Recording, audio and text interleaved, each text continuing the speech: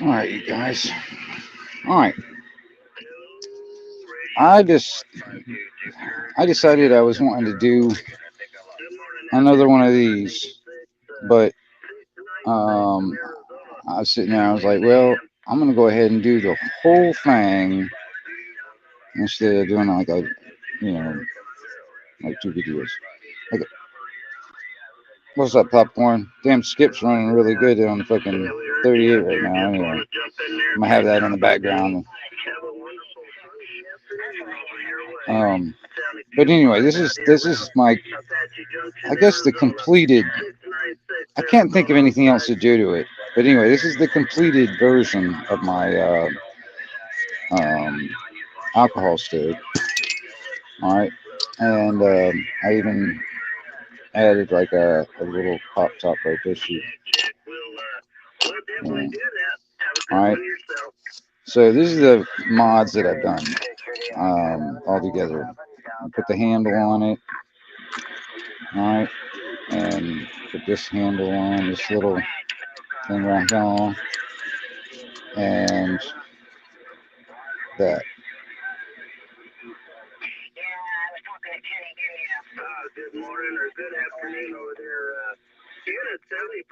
Yeah, popcorn. I'm gonna tell you, man. There has been some for real 5-year-olds out here on 38. A lot of them live in Arizona, evidently. So I was sitting there thinking, I'm gonna make another one of these, but start to finish to this point. So that'll be, something to do while I'm sitting here listening to Skip. So, all right, I got my coffee.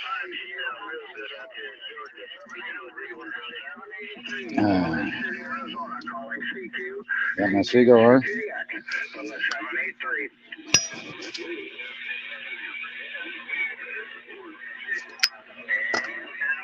It's my last cigar for right now, anyway. Until I go to the store, if I can make some more money. But anyway, all right, I got me some soda cans and one beer can and a tin can, like a put tomato soup in it or something.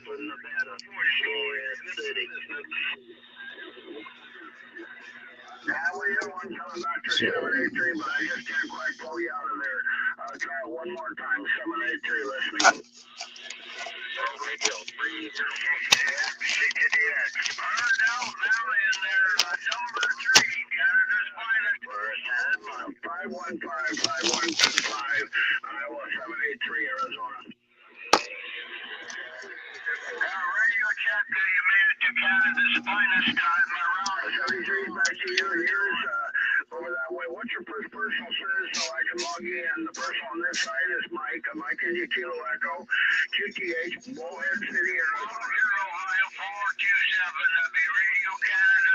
okay, I'm just trying to get the glue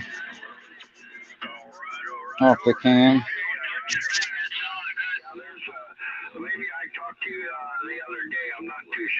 Well, Jack, yeah, okay. Like I said, I'm gonna make a whole nother one of these like this right now from start to finish. So, it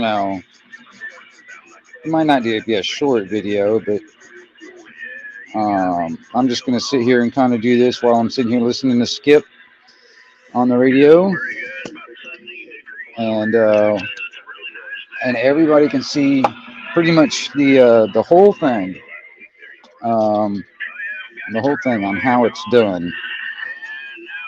and how I'm doing it anyway. You know, people can find different ways of doing the same exact thing. You know, this happens to be what I got.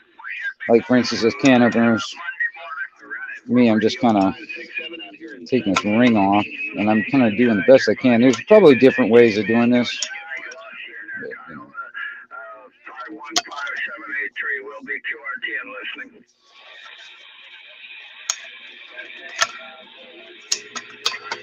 Hello, Canada. Good afternoon to you. No copy, no get back. World Radio 567 Utah, St. George City. Bye-bye. Yeah, got a bunch of interference coming in there, but I guess you guys can hear that all right.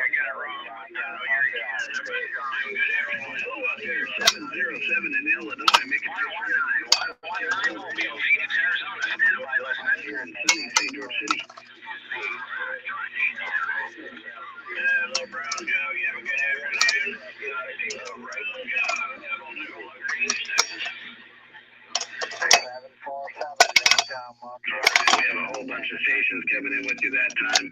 If you can hear us out there, 73s from Utah, WR 467 out here in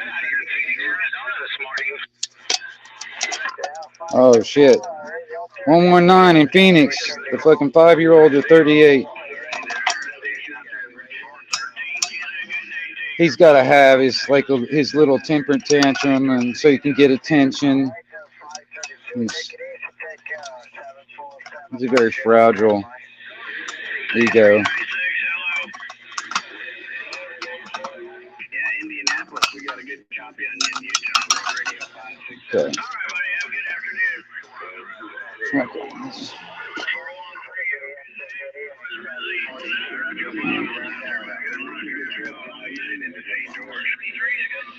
I get my scissors. There. Roger that. You're 5 years.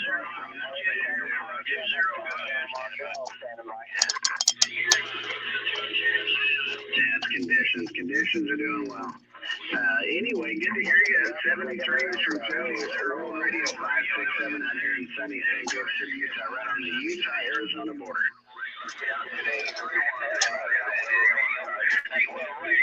I'm off the gasket. Got 2 football games right on 73s. World Radio 567 Joe, St. George City on this old love anchor. 3553 there in the diesel truck there, Pennsylvania 665. Hello, 383 moving into Utah.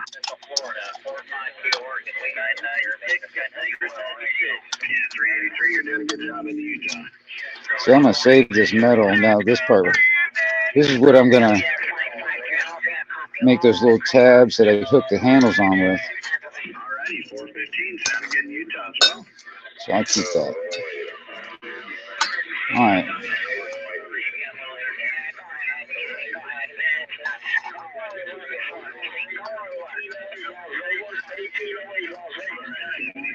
Thanks for coming back to us. World Radio 567 Joe, St. George. See, there's the 5-year-old of 38. He's got to have some attention. Oh.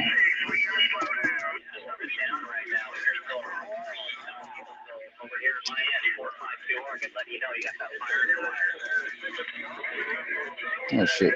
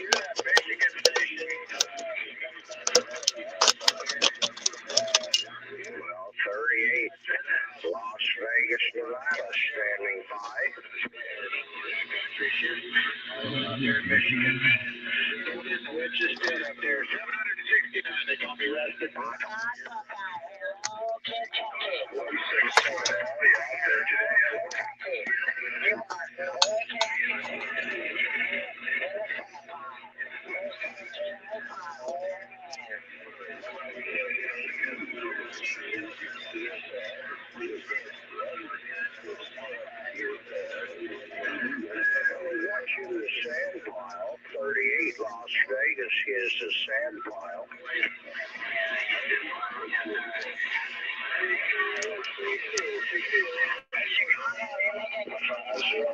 Southern California.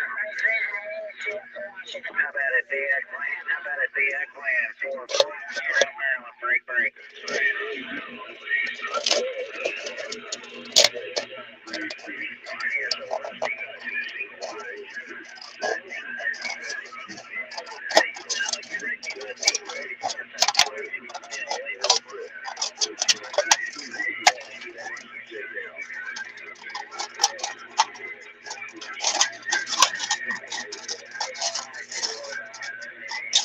Radio 567 Utah. All right, that's just the start off. I might have to trim that a little bit. I may. 12 out there, 525, sounding good in Utah, 567 Joe. Out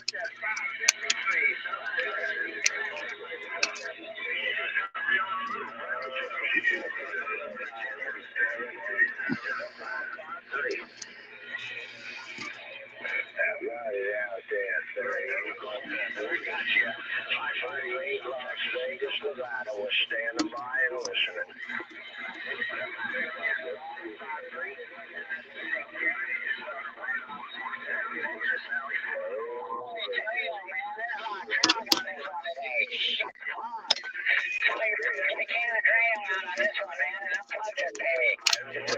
Las Vegas, I believe I heard you shouting back. Guess I got the best of condition all day this evening.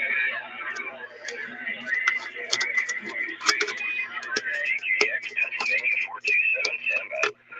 World Radio. What's up, Purple? 38 Las Vegas, here's your World Radio. Secure.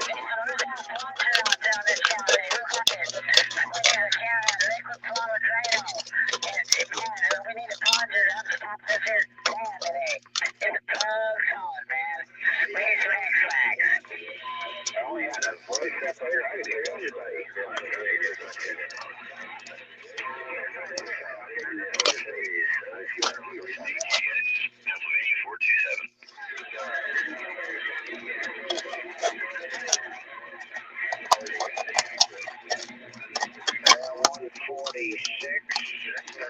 Las Vegas, gotcha.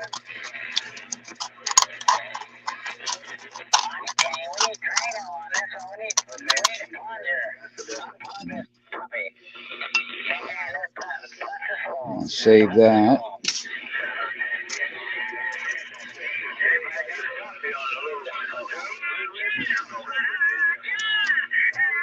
TKX, Pennsylvania 427.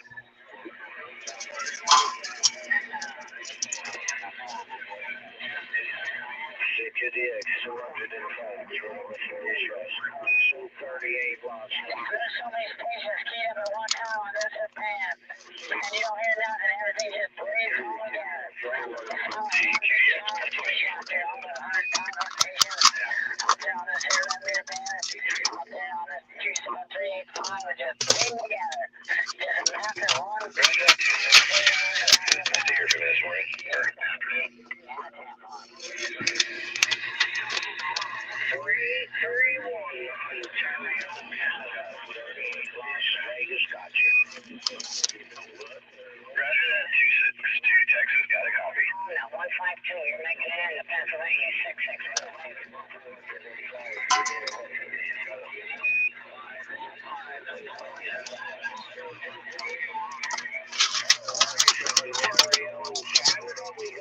38 Las Vegas, we're waving the hands. Roger out there, 262. There's a lot of traffic in my receive too, but you're coming through. This is 427, like north of Philadelphia, Pennsylvania.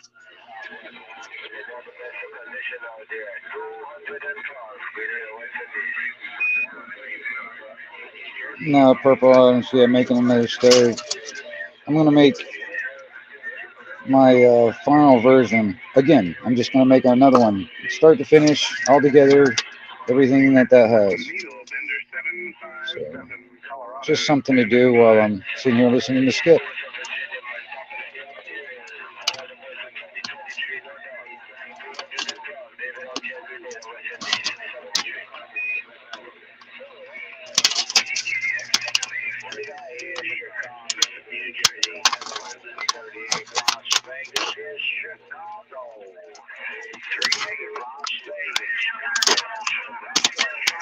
Bill on the beach of Southern California, standing by.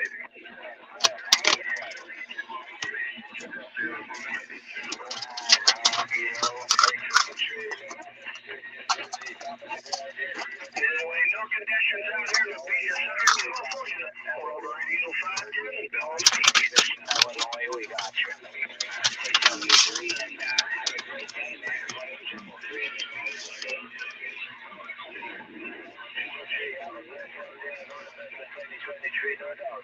Okay,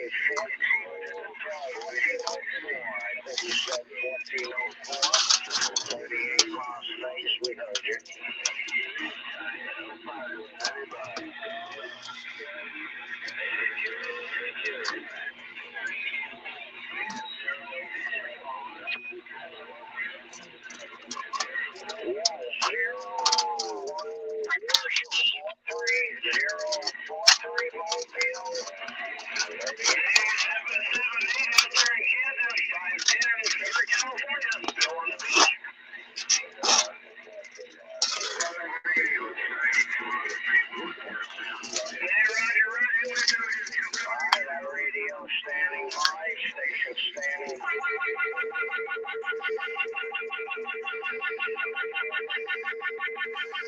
That motherfucker's an idiot.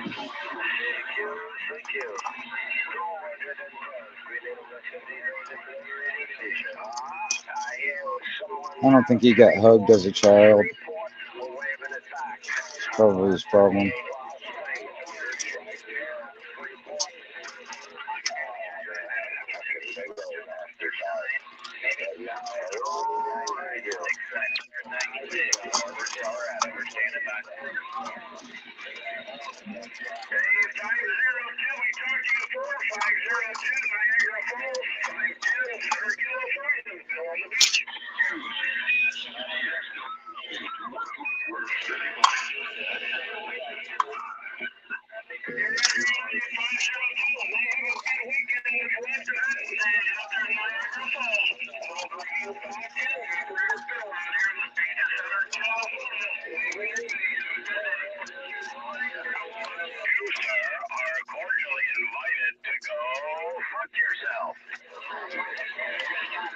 See, I don't think he got hugged as a child.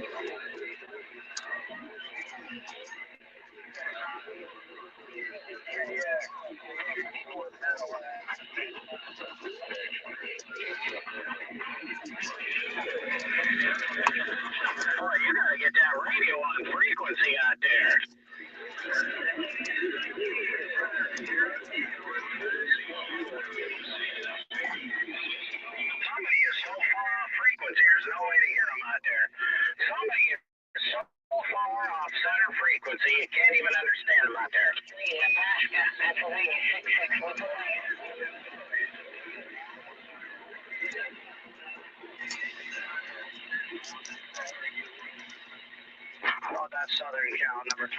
119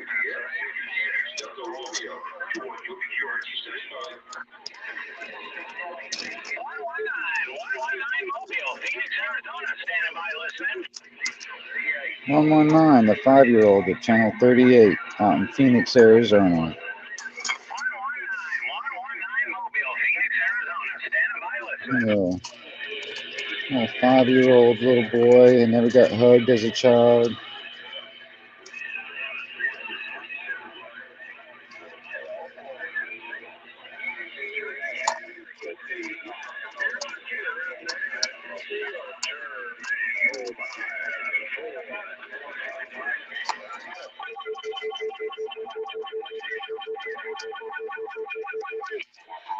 See, he's desperate for attention. He needs his attention. God damn it, he needs it now. I want my attention and I want it now.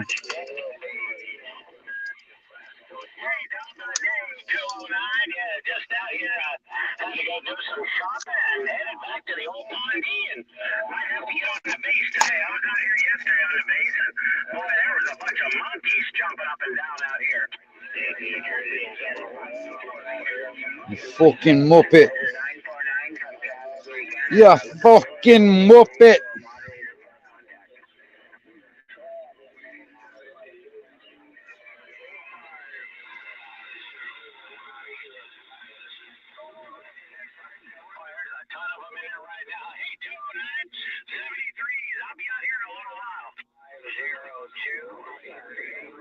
Is he causing feedback? Hell, I don't hear feedback right offhand, but he's just a jackass, man. He's just really lonely. So the only way he can get attention is by starting shit on the CB radio. So people to pay attention to him. Otherwise, nobody will fucking give a shit about that motherfucker. He's just a little asshole that's just got to have some attention.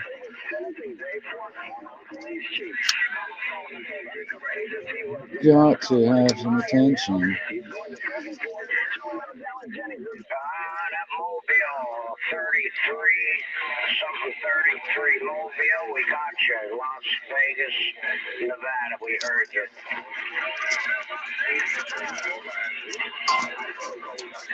Yeah, we got Las Vegas, Nevada, Greg.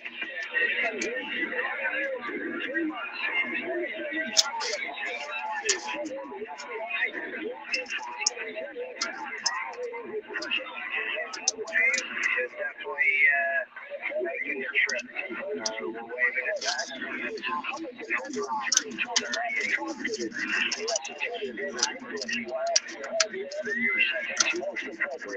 videotapes showing actual drug transactions where he was using. Yeah, there you go. Here's the QDX. Perpetrators. CQDX. 996-996. Northern Colorado. We're standing by. Never end.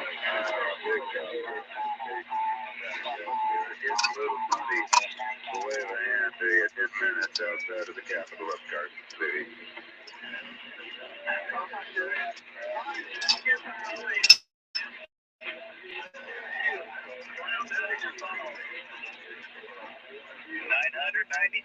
Northern Colorado. We're standing by. All right.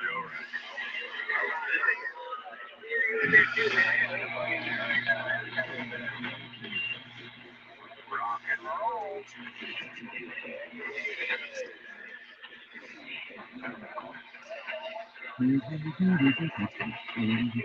What are we doing now? Copying the guy before us?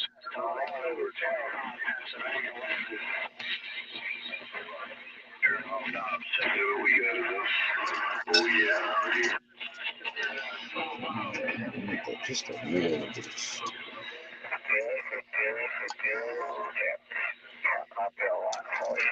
At least when Savage said that he was competing for something.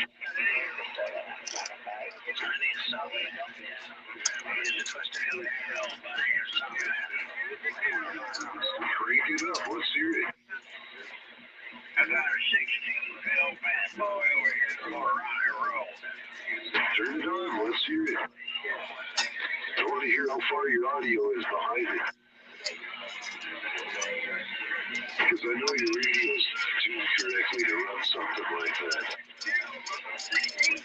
So plug it in, crank it up, let's hear your modulation go way the hell behind that power. I want to hear channel 6 live right here so I can hitchhike on top of that power key. QSL.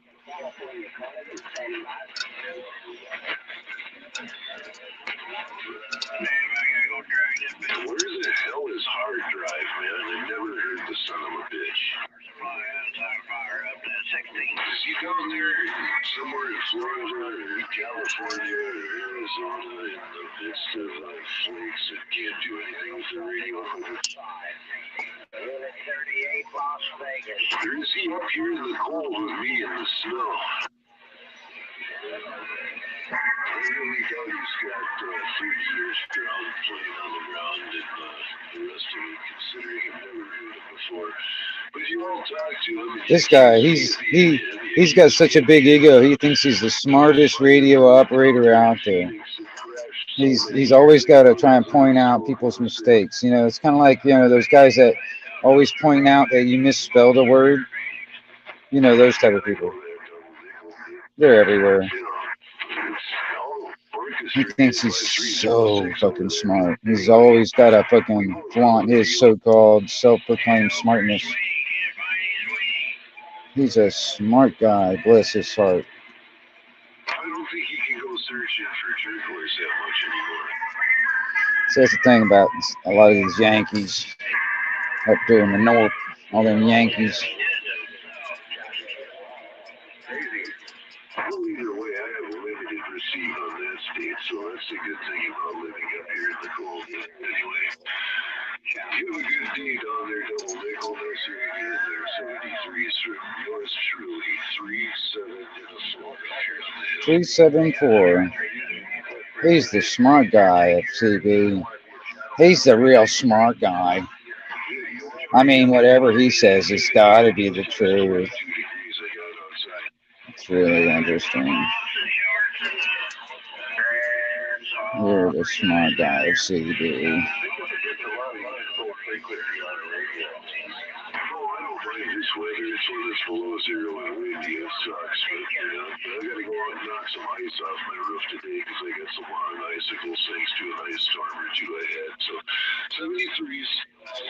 Hey, Snook. I just noticed you came in.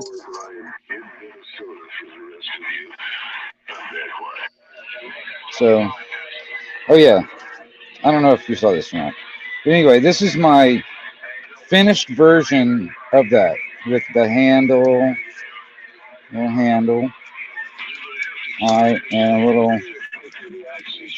little deal for that top, and the little thing right there for that. So I decided, well, shit, I'm gonna just make another one of these all the way through with all the handles and everything. So that's what I'm doing. And I'm listening to the CB, and there's so many interesting characters in the CB. There's like this smart guy. He's like always telling people how you should be doing things, and he just thinks he's so smart. It's really interesting. Anyway, he's a fucking jackass too. Another one of those fucking mopeds.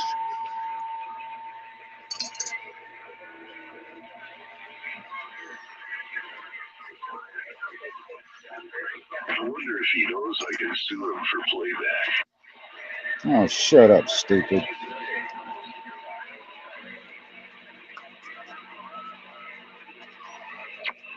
Gee, I wonder if I can tell that key switch after listening to the radio for 50 years.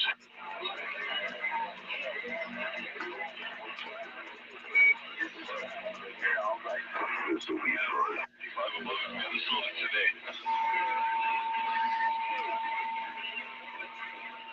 Oh, crap on a cracker. Ah, look at that. Got way ahead of myself. I got way ahead of myself, y'all. I'm glad I didn't seal everything up. But I forgot to put notches in the thing. Damn it, you're supposed to remind me of these things. I was sitting there paying attention to dumbass on the radio, and I forgot what I was doing.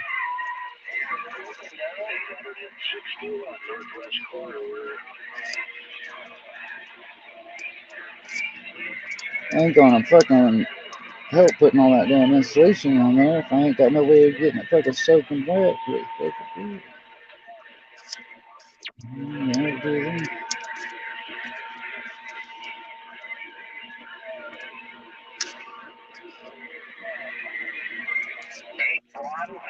Providence, Rhode Island, 787 Southwest Washington, I bet he thinks I'm gonna go somewhere because he's playing my voice over the air. That's pretty funny too.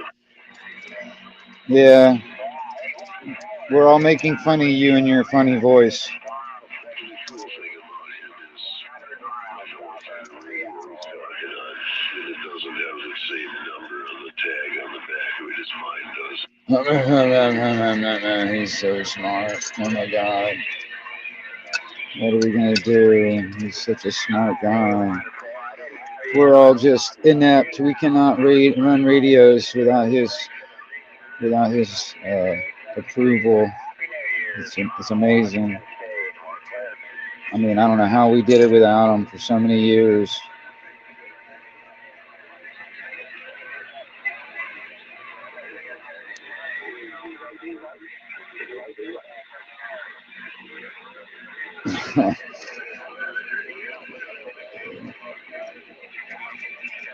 See, that's the thing. It's like, it's funny. People talk about all these like trolls and shit like that on the internet. Dude, that stuff's been going on for so long before the internet was even invented. People have been dealing with fucking people on the radio for years, decades, man. So it's nothing new. That's why I laugh at some people that just don't really have the thick skin to deal with some of these people on the internet. You know, I kind of laugh at them sometimes. I'm like, dude, fucking grow the fuck up. Thicken your skin up a little bit. Don't get fucking offended about every goddamn thing you hear. You know? But, some people are just fucking weak on that level. They got very thin skin.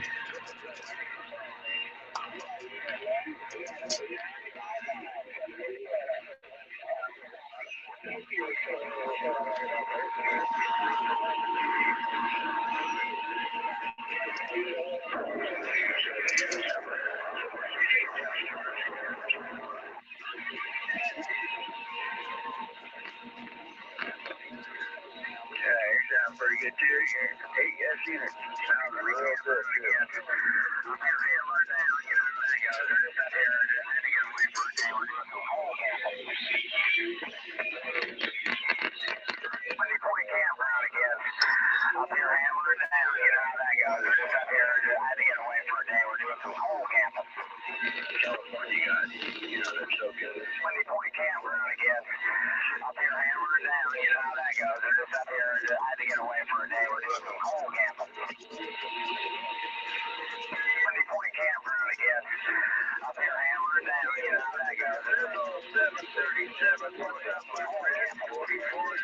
San Francisco Bay Area waving out there.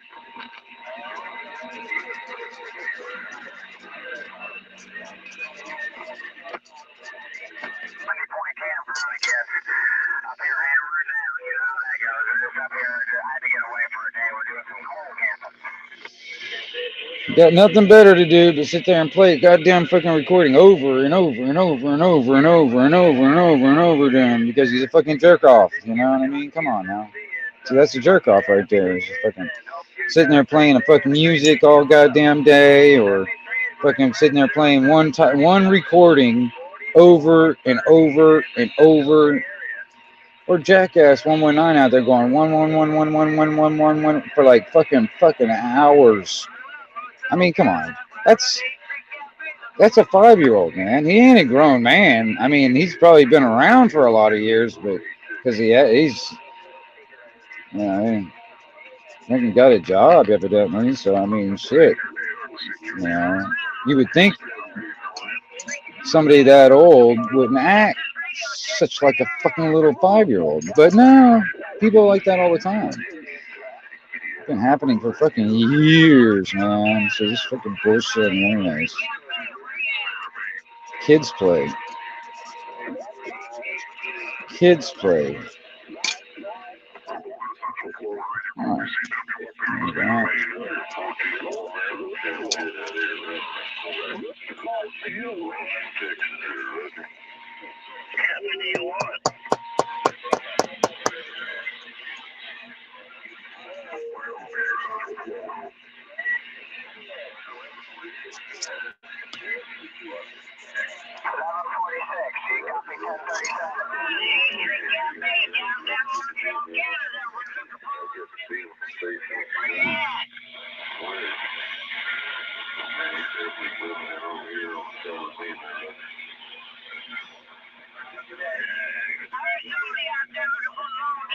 Noodle Bender 757, Colorado standing by.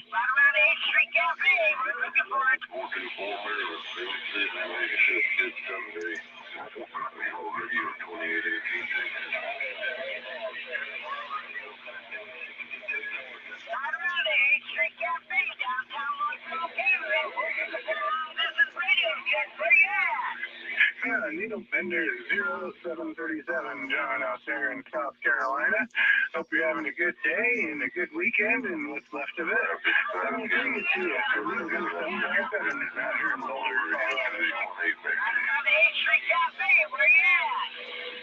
All right, you guys see what I got going on there? This is the bottom of that soup can. All right, and I've got my inner wall in there sticking just a little bit above.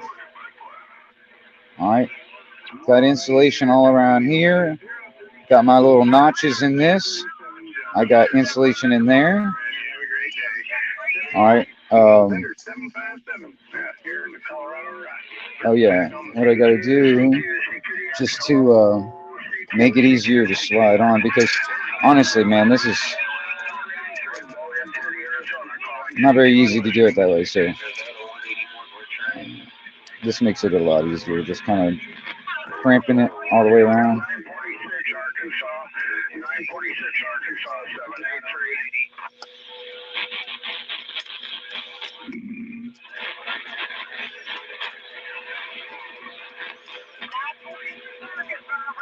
Okay, 946. Yeah, you're making about a 9 by 12 in here right at the moment. We got a lot of two on that. The first on this side is Mike. Mike India Kilo Echo, and the QTH is Bullhead City, Arizona. What is your first personal and approximate location so we can log in, sir?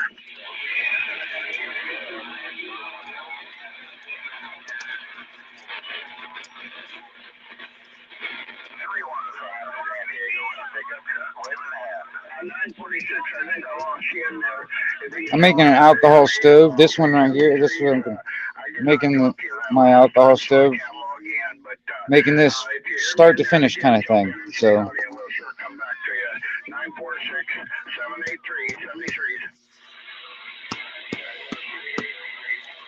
Hey, okay, I guess this thing ain't gonna get out today. You gotta make the trip. 315 San Diego in the pickup truck, waving the hand. H3 Cafe, downtown Montreal, Canada. 7158, what's right? Oh my. There it is. CQ, 783, Bullhead City, Arizona, calling CQ. Well, they come and then they go. That just seems the way it is here in Colorado. Needle Bender 757. This morning, hello out there, Michigan 749. Hello. Very good afternoon to you, sir. The first on this side is Mike. I'm Mike India Kilo Echo. Hey, there's a 333 New Jersey in there, waving a hand at there. 333.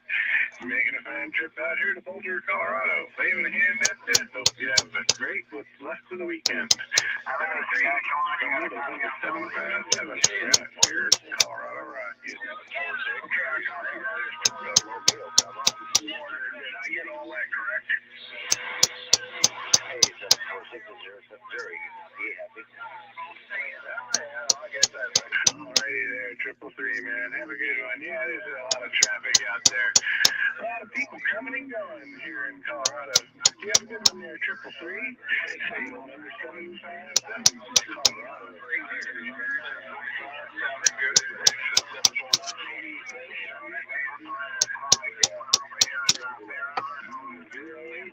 Out there in Virginia, making this trip as usual. Yeah, good what's left of the weekend as well, sir. 73.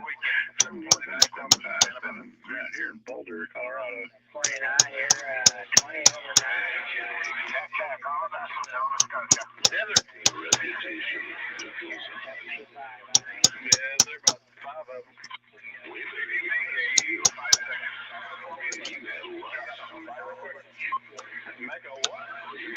Okay, check.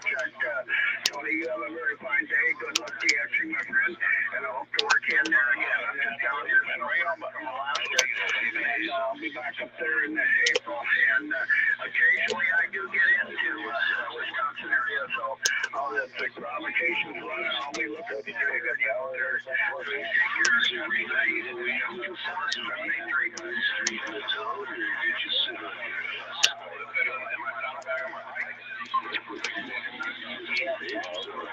What's that?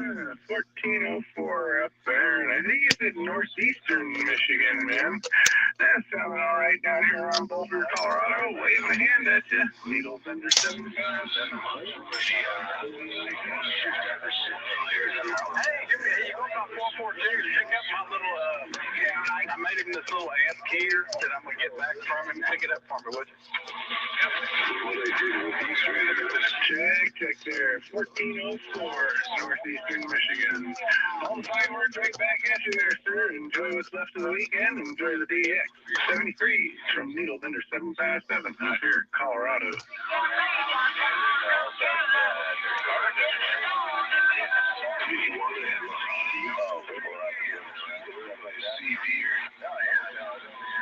See, the reason why I did the height of the can, the height of the inner wall, and this, I made this, I can't remember, I think it was just a little shorter than this can. I made the top a little shorter than the can, and I made the inner wall a little taller, because I wanted it, when it seated all down, when it all came all the way down, where this is at the top of the can, you know, that I wanted, it's got that much space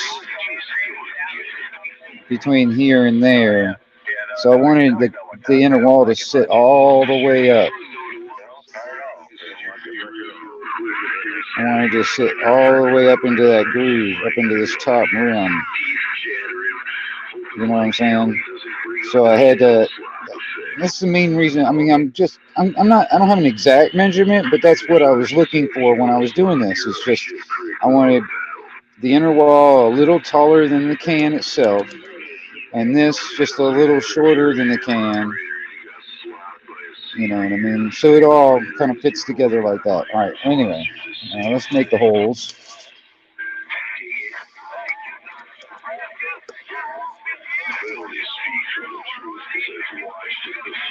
Especially when the police officer thought he had better power than the federal government. Oops.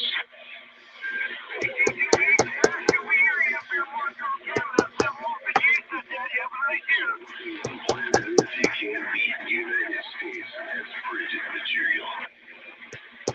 You guys should have learned that in school. See, smart guy just knows everything, and he's got to tell you about it, how smart he is. He's got to tell you, he's so smart, he's gonna tell you about it, and tell you how dumb you are because he's smarter than you. You know, there's some guys out there that actually believe that they are better than me because their radio costs more than what mine does.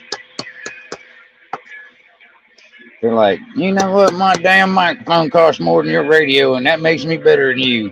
Yeah, shut the fuck up, stupid.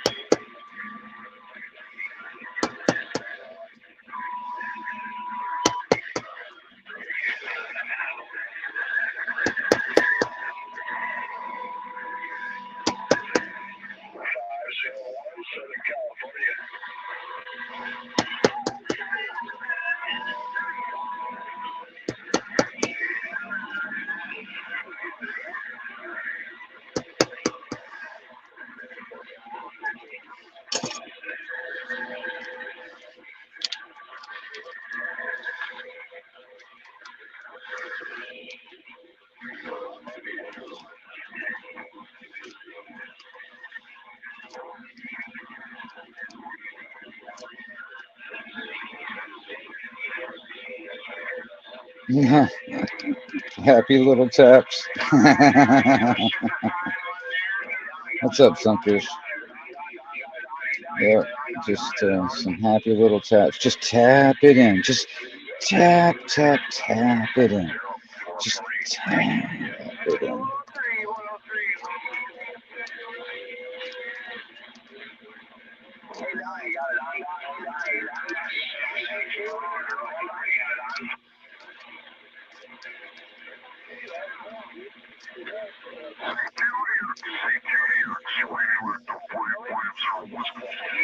All right, now that's. I got way too many on this side for some reason, too close together. I don't like that, but that's still, it's gonna work. It'll work. All right, and that's done. Now let's see here. Let me get that one lid.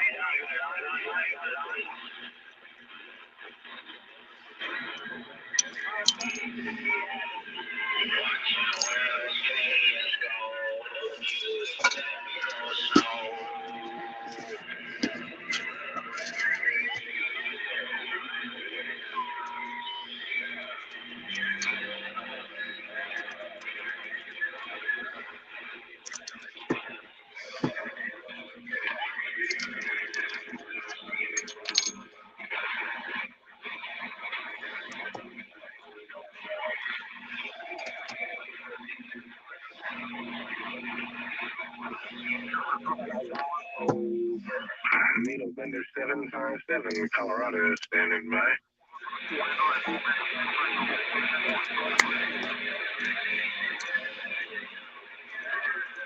970, Michigan, sounding good around Boulder, Colorado. Waving a hand at you, sounding good on my big ass ground plane. Needle Bender 757, we're clear and gone. Good catch.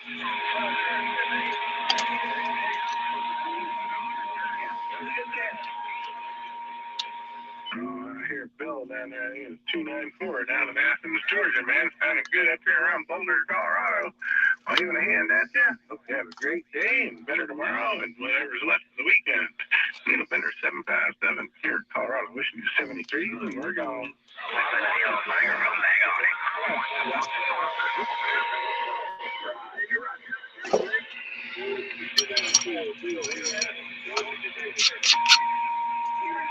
Jack, 73.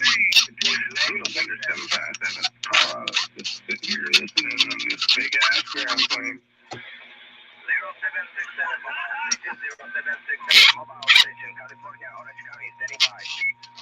666 out there in Michigan on the mobile, man. It's sounding good on this here big ass ground plane. Waving a big old hand at you here from Colorado. Needle Bender 757, Boulder, Colorado. Waving, wishing you 73s, and we're clear and gone.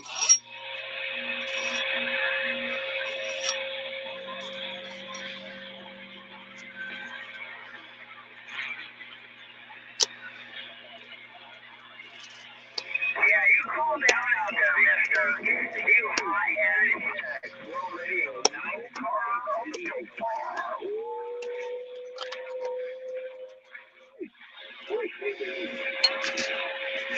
Alright, 424, we hear you in there. It's a little rough and tough today. Conditions are strange, and well, I'm on the ground plane, which is a little different. But we're having fun with her trying out this new big ass ground plane, man. Sounding good. Waving a hand at you. Pushing the 73. Needle Bender 757. Colorado. There you go. You better not cuss. You better relax. Anybody out there over 160 miles away, that is the FCC rules. There's no, there you go. I'm going to call in TQ, you know. If somebody were to actually come back to me and I knew exactly where they were at and that they were further than 160 miles away, I wouldn't be doing it in their 73 because Yeah, the FCC, they don't want us talking to each other if we're over 155 miles away. Yeah, fuck the FCC. That's the reason why I use a Roger beep when I talk to people over 155 miles away.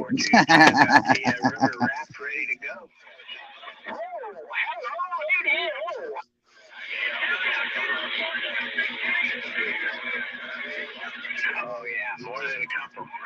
The FCC doesn't own the airwaves, man. How about East Coast? How about East Coast? Am I reaching you? 645, Southern Cal. Oh, we hear you out there kind of buried in the midst of all the QRM out there. WD-40. We're going to wave a hand at you, acknowledge that station. Got to hear you. 73, good to hear you. Number 757. We're clear and gone. That's true. 73, you said Dennis 1017. We're listening.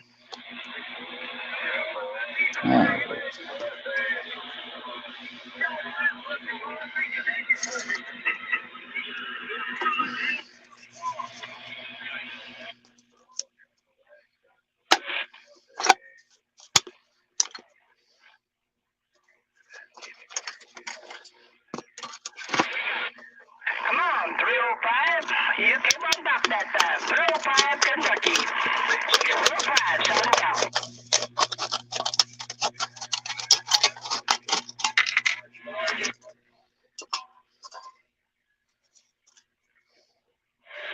Roger that, 305. Mojave Desert. Good afternoon. Good afternoon. 645 Southern Cal.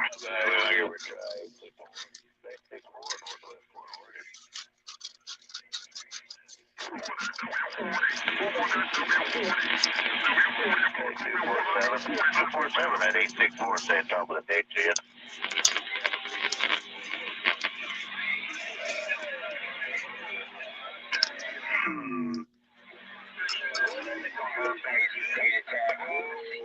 Shadow control. Moon base, data tag. Moon base, shadow control. Moon base. it's a mess out there. Good afternoon, radio. Radio 567 Utah. St. George City,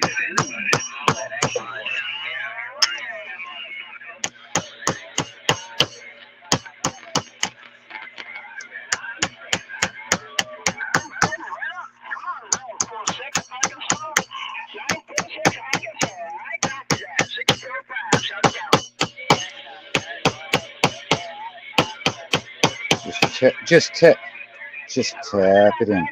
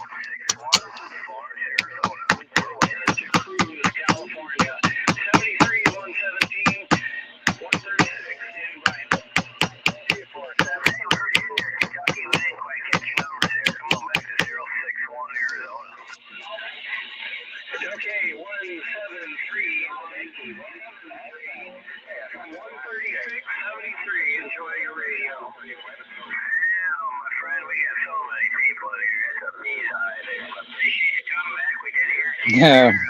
What's up, Rice?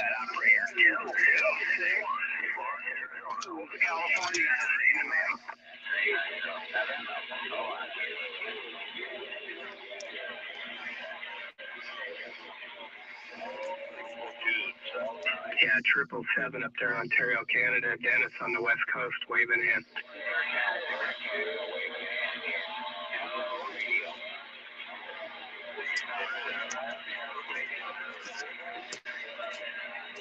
Well, we were sneaking in there between them, but I did hear 136. All righty, sounding good this way. Hey, all the best to you and yours. 73s, 10, 17, Dennis on the West Coast. We're listening.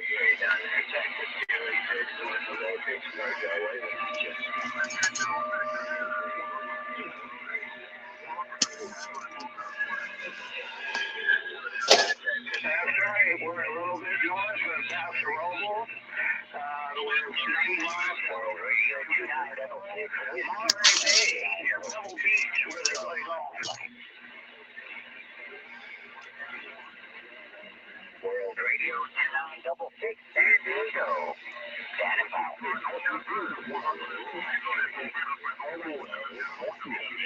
Very good. CT, 2 Whiskey Romeo, 2966, 2 Whiskey Romeo, 29. Oh, no, man, cool.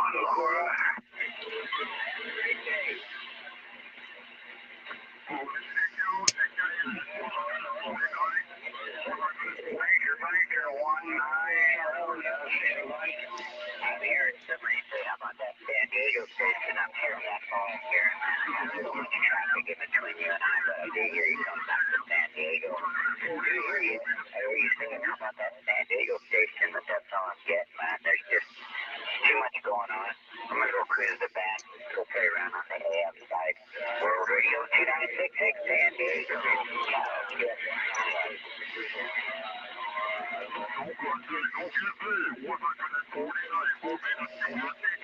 How does that go?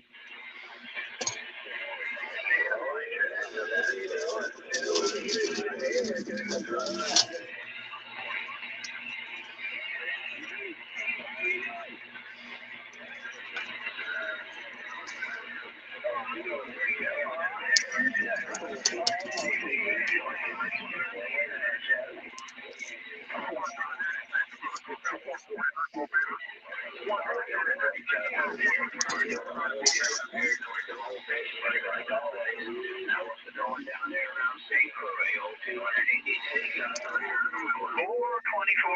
trying to open a window.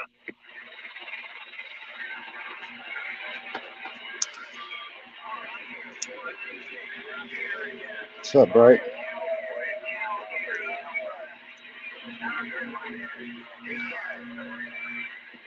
Roger. Well, we're having pretty good weather today up here north of Pittsburgh, about 36 degrees.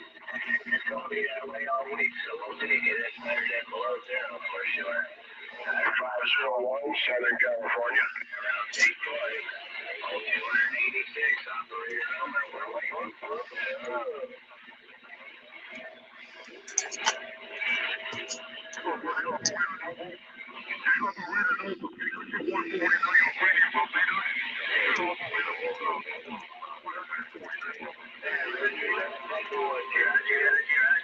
Hey, I wanted to ask you a question. Is there any radios coming out of Haiti?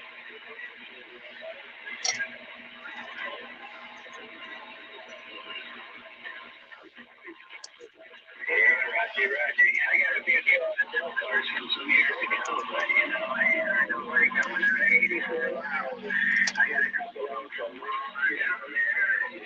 He's at 103. And Ottawa, 102. I know we're coming out of there for a few years.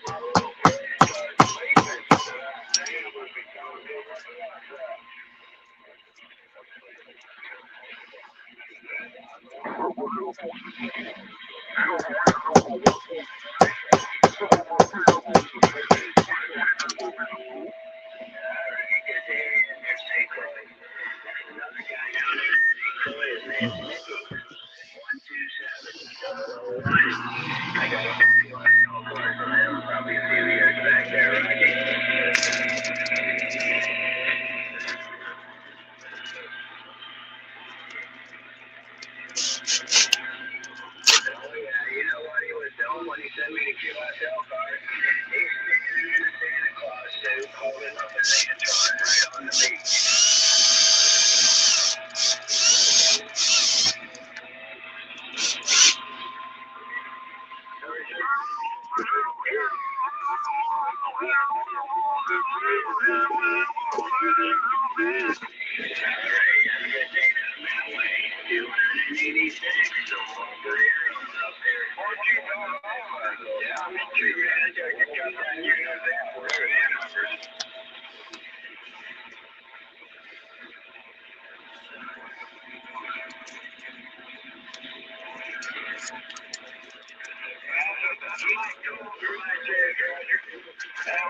We're stormy and about 40 degrees, so yeah, no doubt, my friend.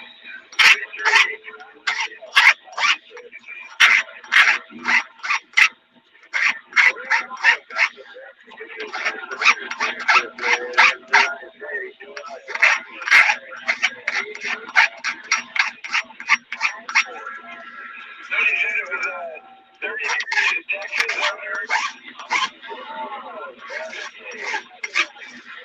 You know what? Whatever.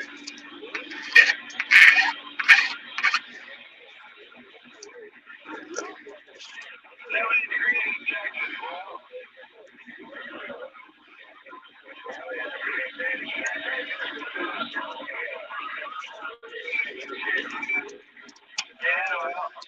Yeah, well, good for you, my friend. 207 North California, waving the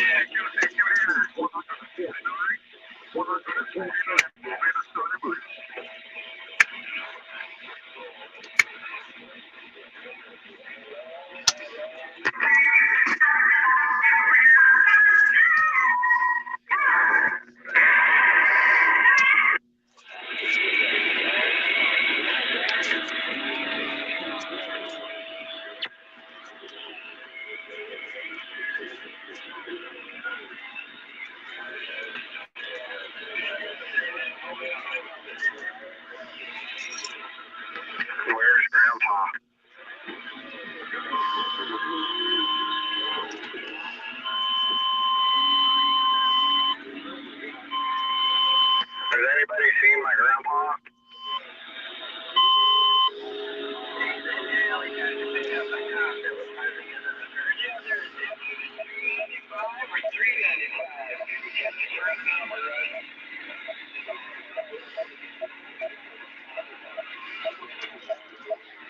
I don't believe any of you. 295 Central Mexico. Heard you that time.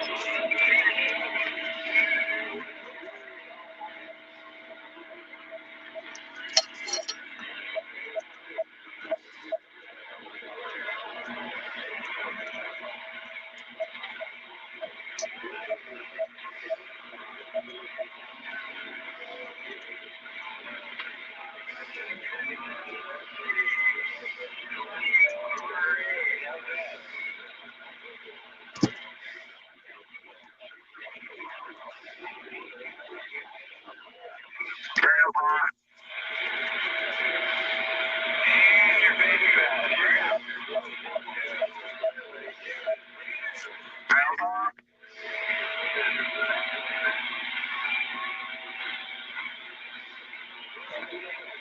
If you had a box of very Chinese components angry as you're probably the loser. That's just stupid CB radio, man. Holy cow. Yeah, like I say about YouTube, it's just fucking YouTube, man. You people need to get over it. Just fucking YouTube.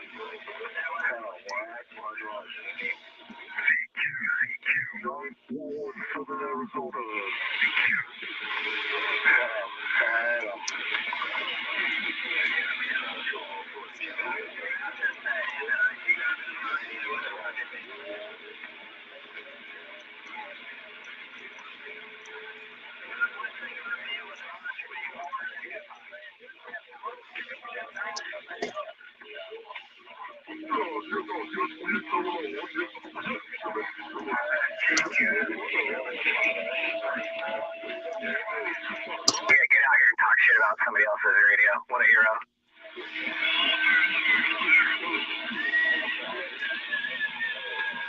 Bunch of fucking losers. Can't just let other people be. Hey, I don't like the way he writes his radio. Yep, whiny little bitches. I can hide behind this microphone. Whiny little bitches.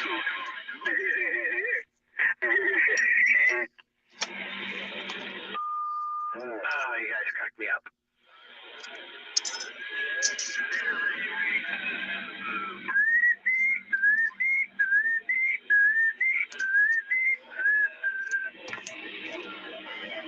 Damn it, Jim. Wow. Damn it, Jim. I'm an amateur gynecologist. I'm a doctor. Hey, man, as long as mom can still turn it on and set you up on the right frequency, you're good.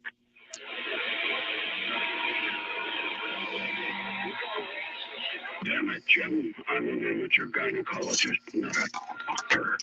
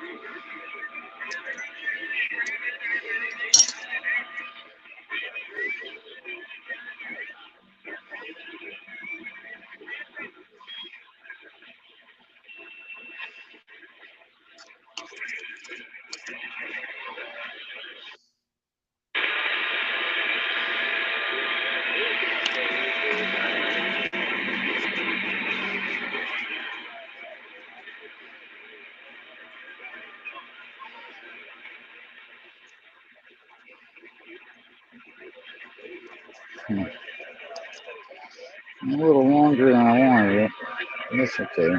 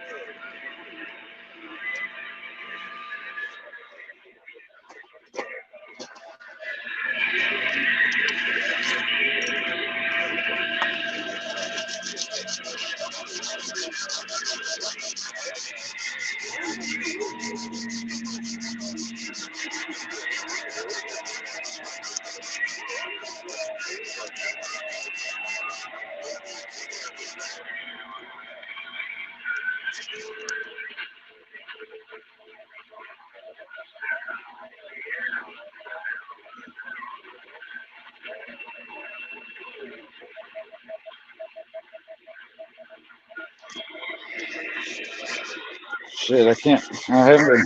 I'm not reading the chat all that much. I'm sorry, you guys. I'm kind of like doing this. If I miss something, I'll get back to it. Hold on. I'm trying to read it. I was like, my glasses ain't. I don't have the right glasses on to be reading the chat this close.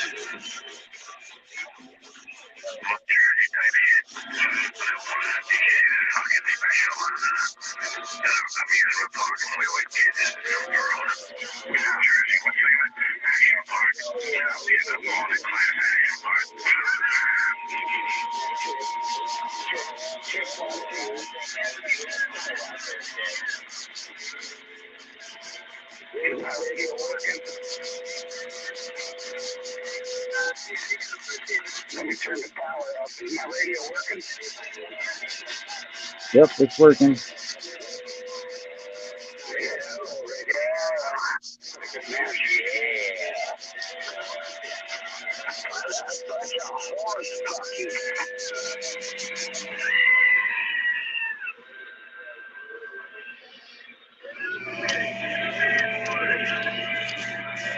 What about the 1 minute warning?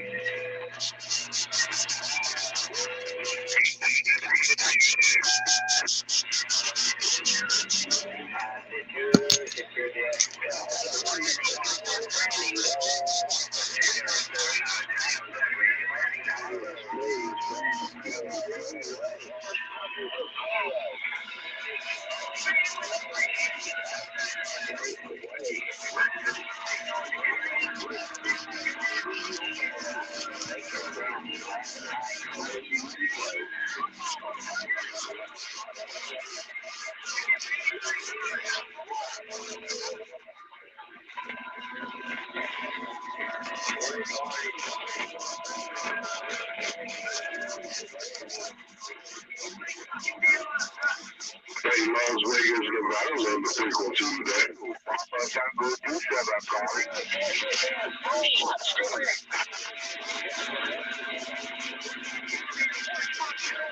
Hello there, sir. This is Papa Tango 27 Texas. Wave it back.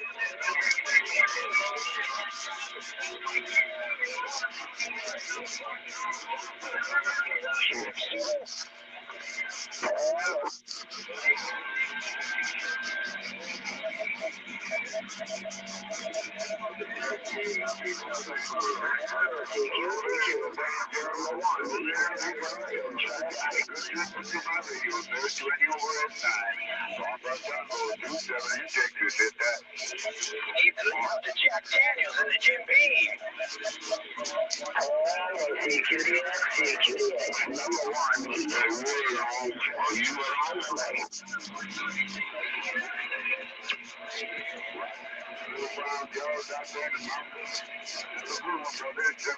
To you and yours, and happy DX. So where are you located? Virginia, USA.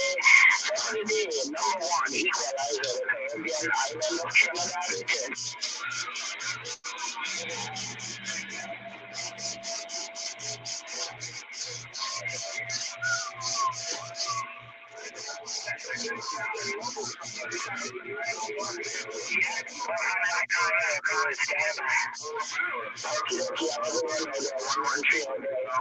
Virginia, USA.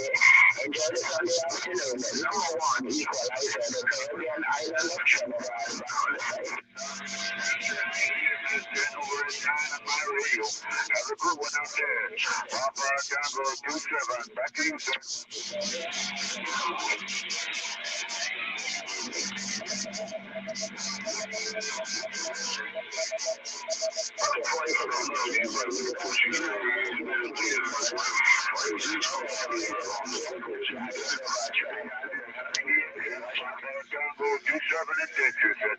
Have a good one, 73. Roger, have a good one, buddy. Thank you for the comeback, 73.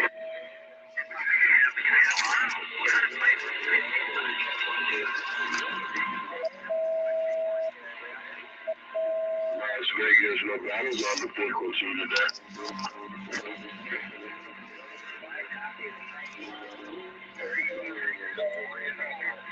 Roger, Ontario, Canada. Good afternoon, Ontario, Canada. Bravo 27 and Dexter, hearing you, Roger.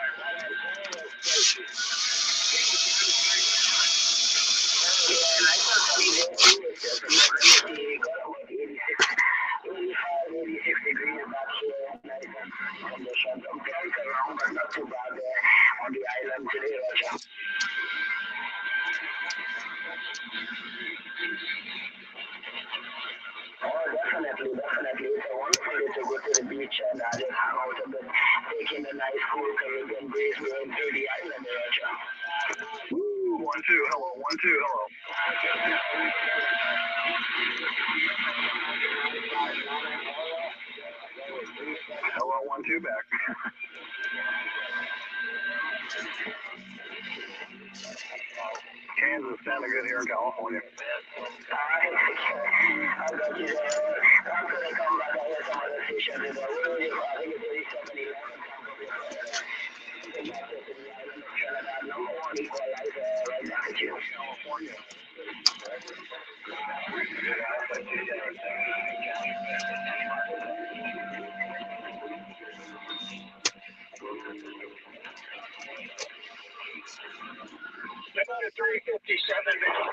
got a copy on file.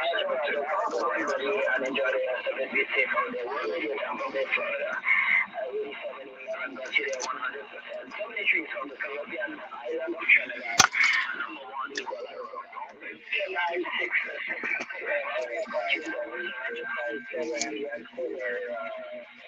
Copy Hawaii 5 Mobile. Radio 966 is still on there. Hawaii 572 Mobile. Central Arizona.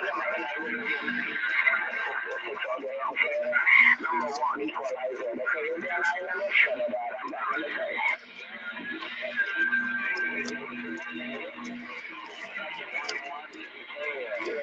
We got the wrong Central Florida. Good afternoon, Florida. Number 1 equalizer in Trinidad.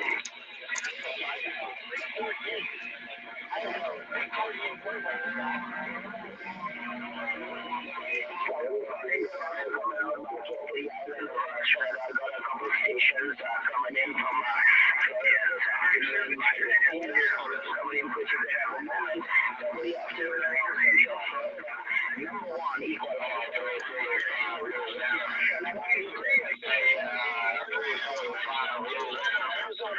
161. 161 down Las Vegas, Nevada. Roger, Jeff got it. 572 Mobile. We're just outside of Prescott.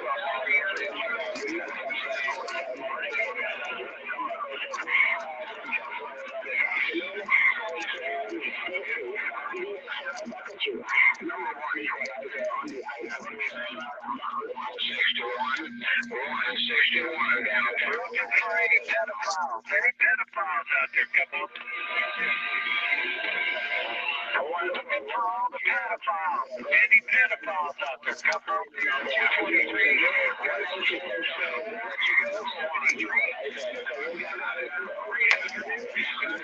372 Mobile, Arizona.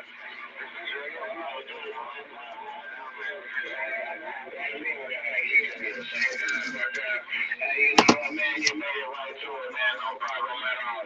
345.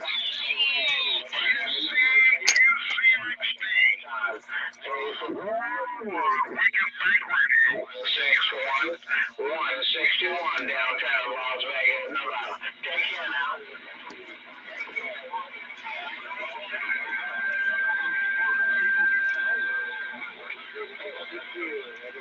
All right.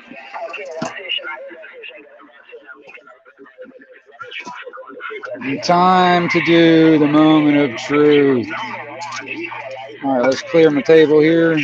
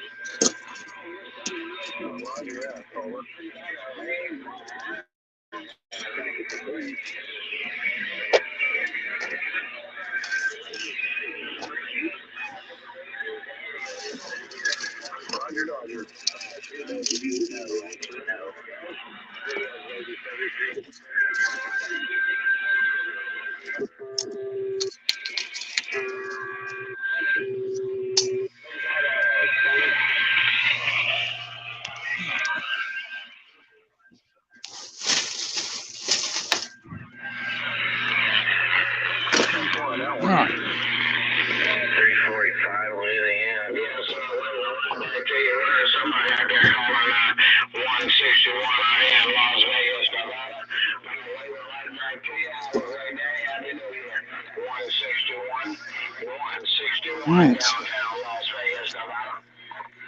Got the handle for the side here. Yeah, so you can move it around when it's hot. Right, and yeah, this is kind of still kind of brand new, kind of popping off. Look at that. Come back here. Still kind of tight. But that's got to be worked up, you know, kind of worked slowly. So it doesn't, you know, you don't have to close it like really hard or you'll fucking take forever to get it off. All right.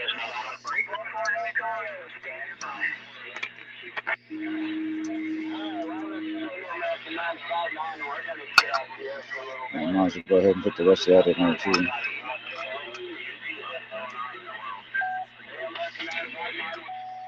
All right, let's see.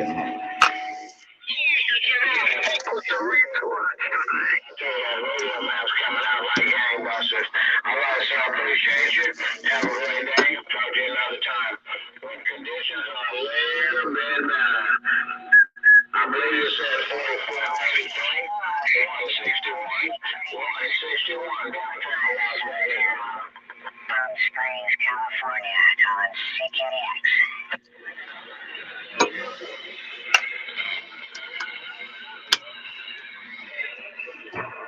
Oklahoma 555, Southern California wind.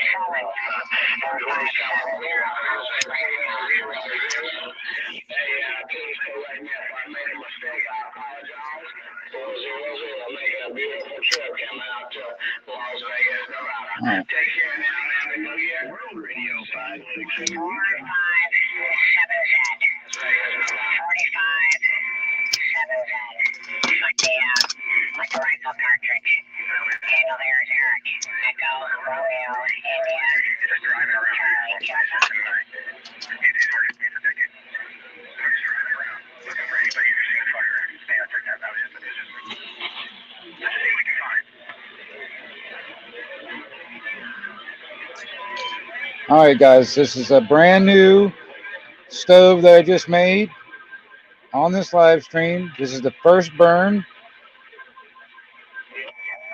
I mean, this is, you know,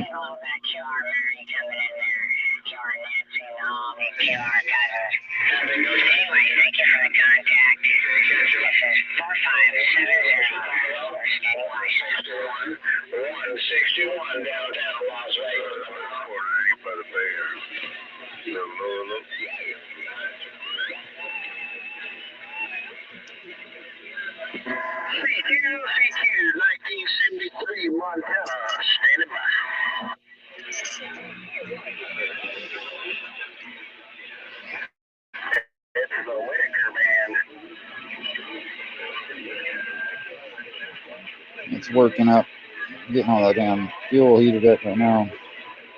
It's not my jets. Working. Almost. Not quite there yet.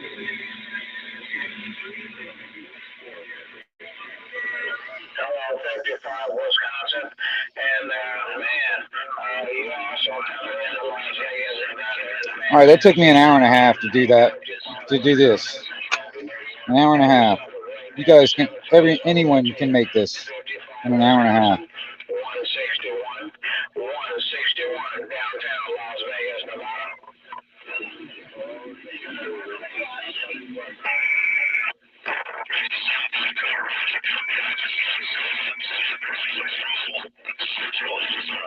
Yeah. Turbo mode.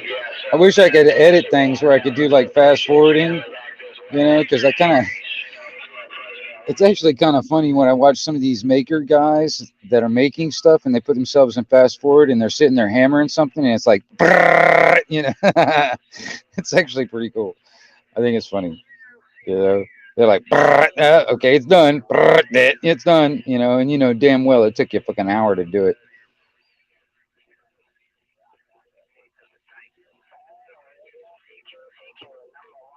But all I got is a way to live stream it, so I'm just trying to get the, let's get this fuel in there good.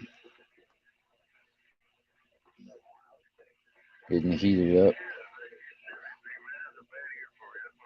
Give it a good first run. And then that should be a good Good stove from there on.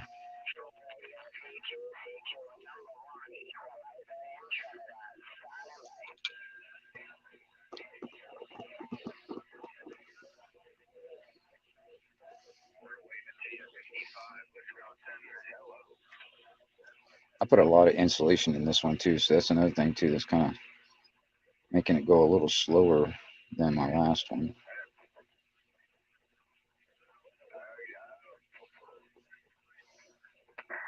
About that 43 Central Nevada, 1973 Montana, leaving it. How about that Oklahoma State? Where'd you go? 55. 7 Taco Watch Radio. CQ 258 Ohio standby.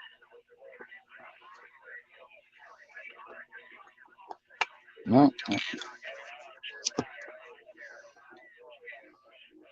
let's see if I can do this. Yeah. There's a second now.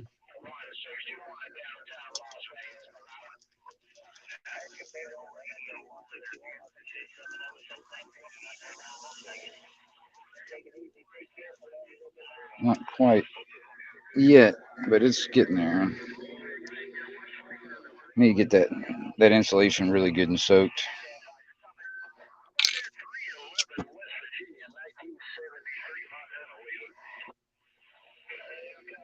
Really good and soaked and heated up.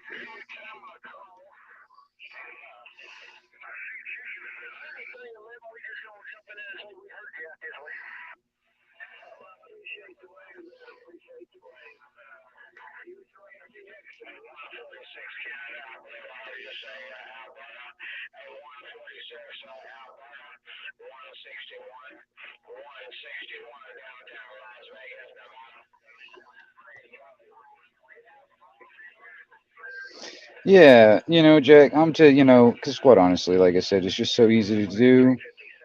And, emergency or survival. This is also this type of stove right here. If you're really into stealth camping, this does not put off a smoke. It does not put off a soot or anything like that. You can, shield it all the way around it and just have it doesn't put off a lot of light. You see this blue flame. You know what I mean? So stealth camping, if you're into that kind of thing, these kind of stuff like this is really good for that kind of thing. Um,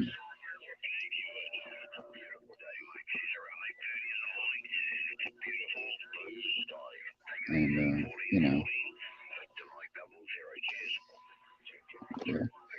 there we go. I got the outside ring burning.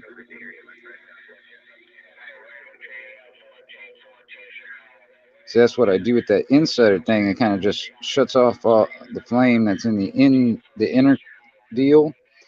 Kind of forces all the gas to come out those jets in that inner wall. That's the reason why I do that. So for future reference, so that's another reason why I got the handle too. Because once this thing gets going, this thing gets kind of hot. So if I wanted to move this around, I got my little handle on it that folds away. And you see what we got going on here now? Yep. Hour and a half later, I've got my own alcohol stove. I'm ready to cook something.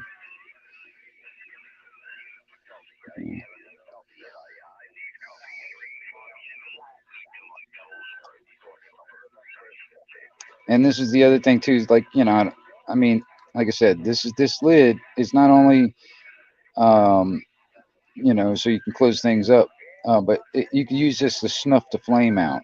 If you don't want to use what you have in there, or you've done cooking what you wanted to cook and you still got fuel in there, you don't want to waste it, you can snuff it out, put this lid on there. The way I did it, see, I put a kind of generous lip on there. All right. And the way I did that is it fits on there so snug. It won't necessarily be like, where it won't spill out.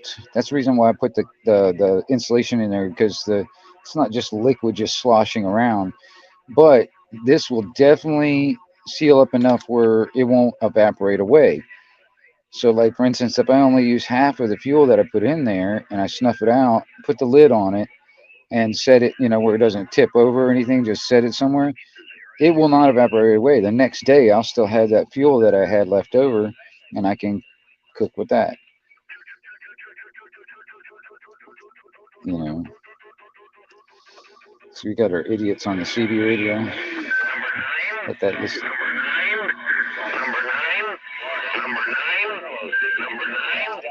But anyway, I wanted you guys to experience a little bit of my creativity.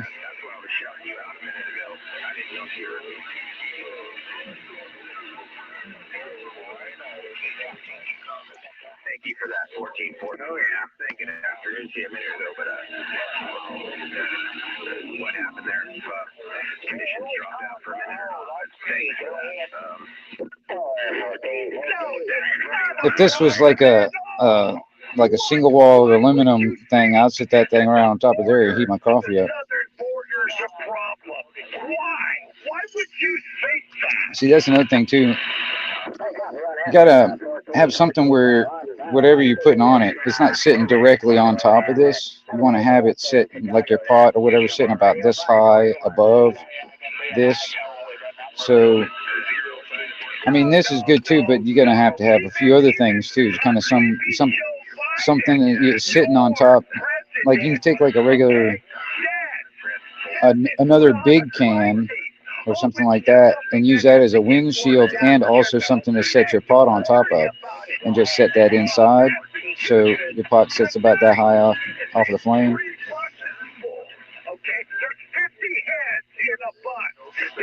And also this the other reason why I like this too is I can put quite a generous amount of fuel in there, and if I just wanted some kind of a heat source, just kind of like, the only thing is this has got an open flame, but still, this puts out a lot of heat, actually.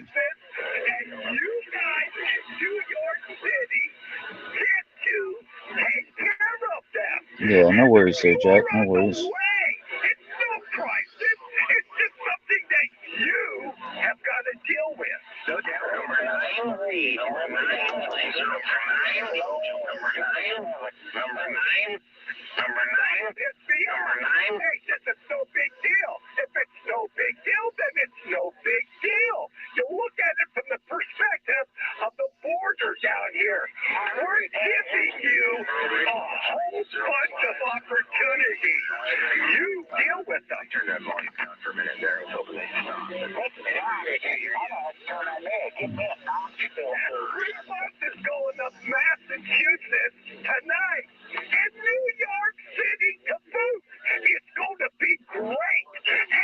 Hey, no worries there, Rice and Peas. I'm gonna tell you, like I said, anybody can make this, man. I mean,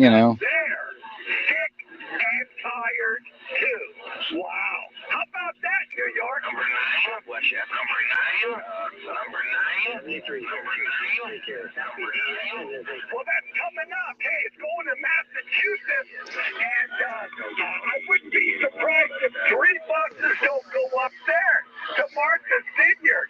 That's a nice place for these. I can't remember how much fuel I put in there, but I didn't put very much in there. So I'll let this burn for a while.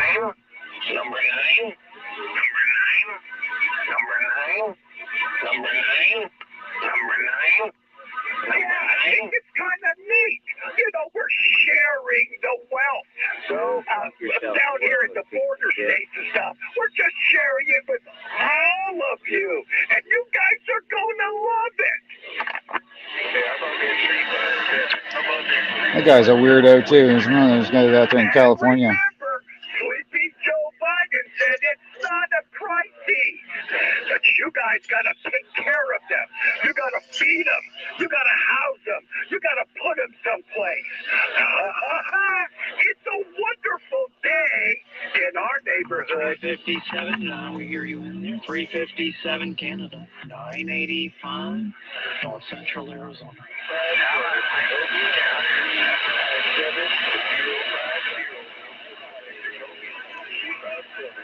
Yeah, Ohio's going to get some too, and Illinois. Well, they always deserve it in Illinois. Number 9. Number 9. Number 9. Number 9.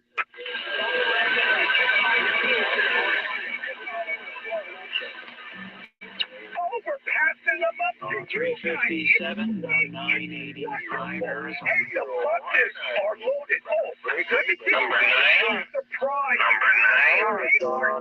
Number 9. Tired of number 9 Happy Meals. They don't want no more McDonald's. They want pizza and cannolis. Okay?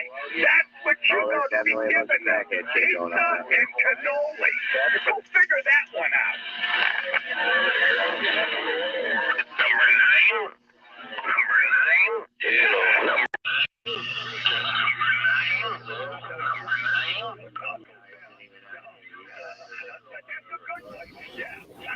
What up? Not much, man. You're looking at it. I knew it was. I knew that's what you were making. Yeah. I just said, well, since I, did all those little modifications to it with the handle and all that, I was like, well, okay, I'm just gonna make a solid video, start to finish, show people exactly how I did it. You know what I mean? Would you put like toilet paper in there with the? I used fiberglass insulation. Okay. That's all I used. That's what it's easy and cheap, and I can, I got that for free. You know what I mean? It's like it works, and and the thing is, it's just used for a wick. I mean, the flame doesn't really, really touch the insulation too much, so it doesn't burn it up. So yeah. The main reason why I put the insulation in there is just so there's not like fuel just sloshing around in there. It gets absorbed by the insulation in there, and all I'm really burning is the fumes. You know what I mean? I'm not really burning the actual liquid. Looking at that flame and everything, you could probably take a cinder block and put a couple bricks, and put that cinder block on it, and then put your pan up there, and that'll, create enough clearance for oxygen to get in there. Yeah, I mean, all you need is just something that sits a little about this tall above it, and where you can put your pot on top of it, so it's not sitting directly on the stove itself, and it works. You know what I mean? And you can do whatever's handy at the moment. And like I said, I was like, man, it's just such an easy deal. Now, if I can have a constant supply of like tomato soup fucking cans like that size, I can make a bunch of these, man, because I got soda cans out the ass. Yeah. You know what I mean? Probably have to start eating more chicken noodle soup or something. I don't know. Yeah, because like the actual soda cans are so fucking thin. Yep. See, I can't make I don't like doing one this tall with nothing but soda cans because it's just too thin. This with that regular can, it's much more like that. It's much more sturdy. You know what I mean? It's stronger. It won't dent up and ding up and all that stuff, and it holds its shape a lot better. I don't have to worry about it, having a hole poked in it. So I mean, something like this would be perfect to make that out of. An old propane bottle that's empty. Yeah. I mean, as long as that's the thing. It's like the double wall thing is a secret. This double wall. I made a gasifier stove out of a food container. Yeah. Let me grab that. I think I don't know if you've seen it or not, but I made one. This is a while back ago. All right, now this is just a food container that you get at like Walmart. Those like things you put your food and shit in and keeps it hot. Yeah. Well, this is double walled. This container is double walled. All right. So what I did is I ended up drilling some holes down here in the bottom, and where air can get to the inner wall and in here at the bottom of that, I drilled holes into that into the bottom so the air can get in through the bottom and up the wall side. So when this burns, like I just have a bunch of these cigar things in there. When that burns, that ends up just basically creating like a coal, and all the gases from that actually come up this inner wall and come out these little holes that I've got on the inside right here. Kind of like that, but using wood. Man, that's gonna be one sneaky burning thing right there. It'll work. It works. And I that know it works, man. It's I just, stinky. and that right there is just like a little windshield, you know. So I can, like, if I want to, I can Yeah. put like a pot on top of here, you know, and that just holds, you know, keeps the wind from blowing up the flame out, you know. And it's just a can I cut that fits, and I'll just fits it all Yeah, together like that. I want to make like a my own portable like camping stove. You know, like take like a old propane bottle, like the old 5. You know, I think they're 5-gallon propane bottles, Yeah. or an old Freon bottle and make one out of it. Dude, I mean, it depends on what you're wanting to use it for, how much weight you want to carry with you, and all that stuff. That's the thing. It's like, but there's many different ways of actually making this. Depends on what kind of fuel you want to use too. Yeah. Now, like for instance, if you want to make something that's going to work off of wood, or both gas and wood, or just gas, whatever, you know what I mean. It depends on what you want to use it, how you want to use it, Yeah. what you're willing to pack in. For instance, so like if you're in your backpack, what are you willing to carry in your backpack and pack into wherever you're going? I mean, how much weight do you want to carry with you and all that stuff? That's why I would do the Freon bottles, because those things are, you know, if you really look at it, they're already halfway made up of what you need. Because all you have to do is cut the cord, put a hinge on it, and then make a breathe holes in it. Then, you know, cut the top off so you can actually make a flange to put your smokestack in there. I'm talking about making like a hot tent, fucking your own hot tent stove. Yeah. Well, that wouldn't be that hard, actually. You No, know? it's easy. It's very, very fucking. Everything's just right there already, basically. Yeah. Well, I'm thinking about making I'm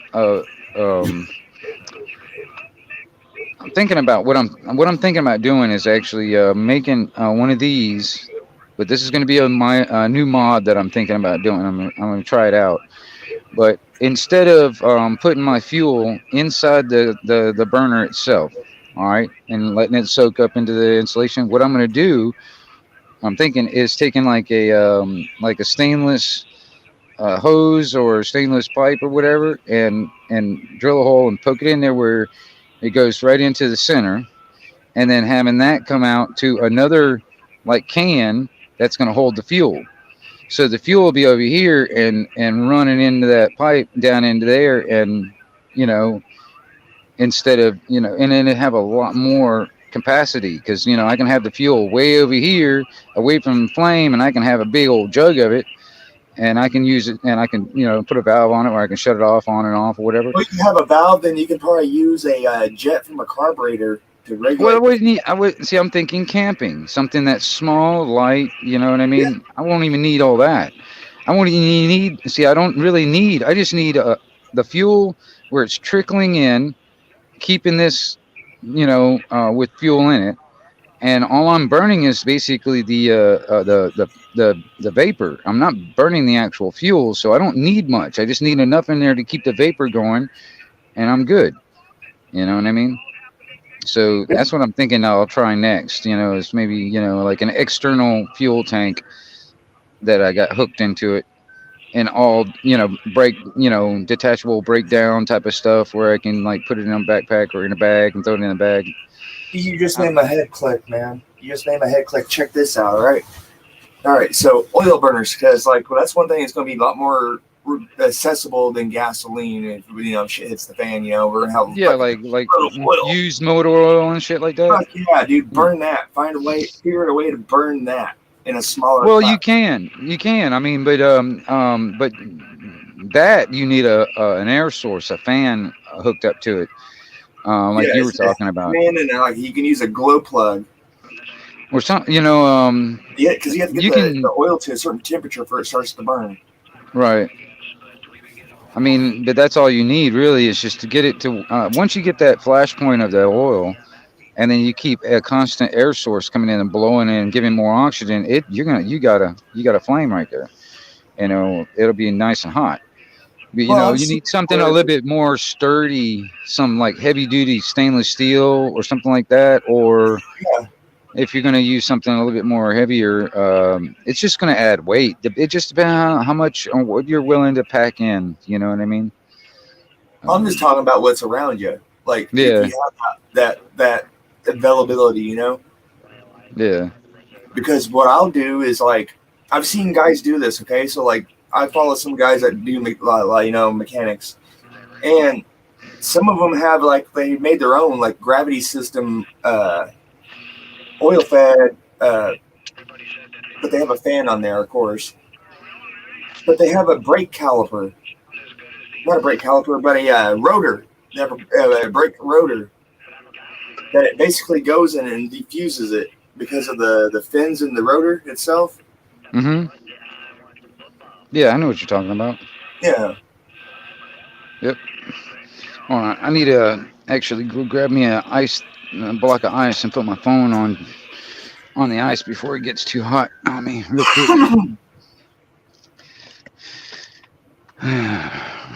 Man, you'd be surprised how cheap the electronics are getting.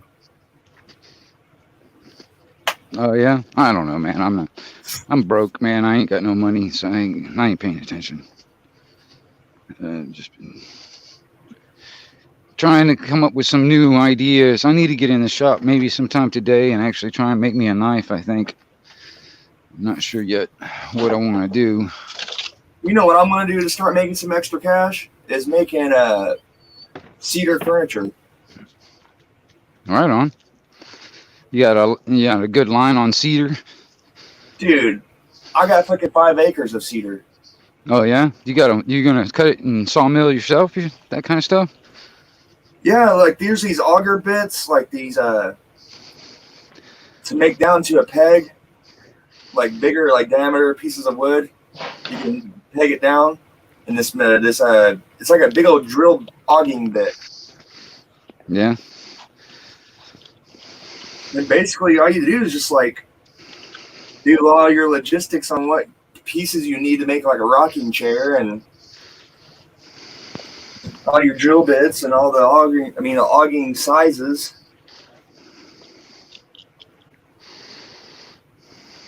Look at the puppers. I know, man. I got 4 left. Oh, look at the chunkers. Get your face out of my camera. Look at this one. This one I'm thinking about. This is the one I think I like the best. Is that the one you're gonna keep? Yeah. He's pretty cool. I mean, I've got 4 left. I got this one and another one I like, and but they all are really cool dogs. If I could keep them all, I'd keep them all. Oh yeah, you can definitely see the shepherd in that one. No, look at that black one. Mm-hmm. God, if I was down there, I'd grab him right up. Or her. No, I've got nothing but boys left. See, there's another one over there. Yep. I got all my girls found them homes. Found the last home for the girl yesterday. So I've got nothing but 4 boys left. Yo. I got this one and that one over there. I kind of like because I that like one the color reminds me of a dog I had named Rusty. Yeah, I like the colors, and both of these got like bluish eyes. So Yeah. yeah.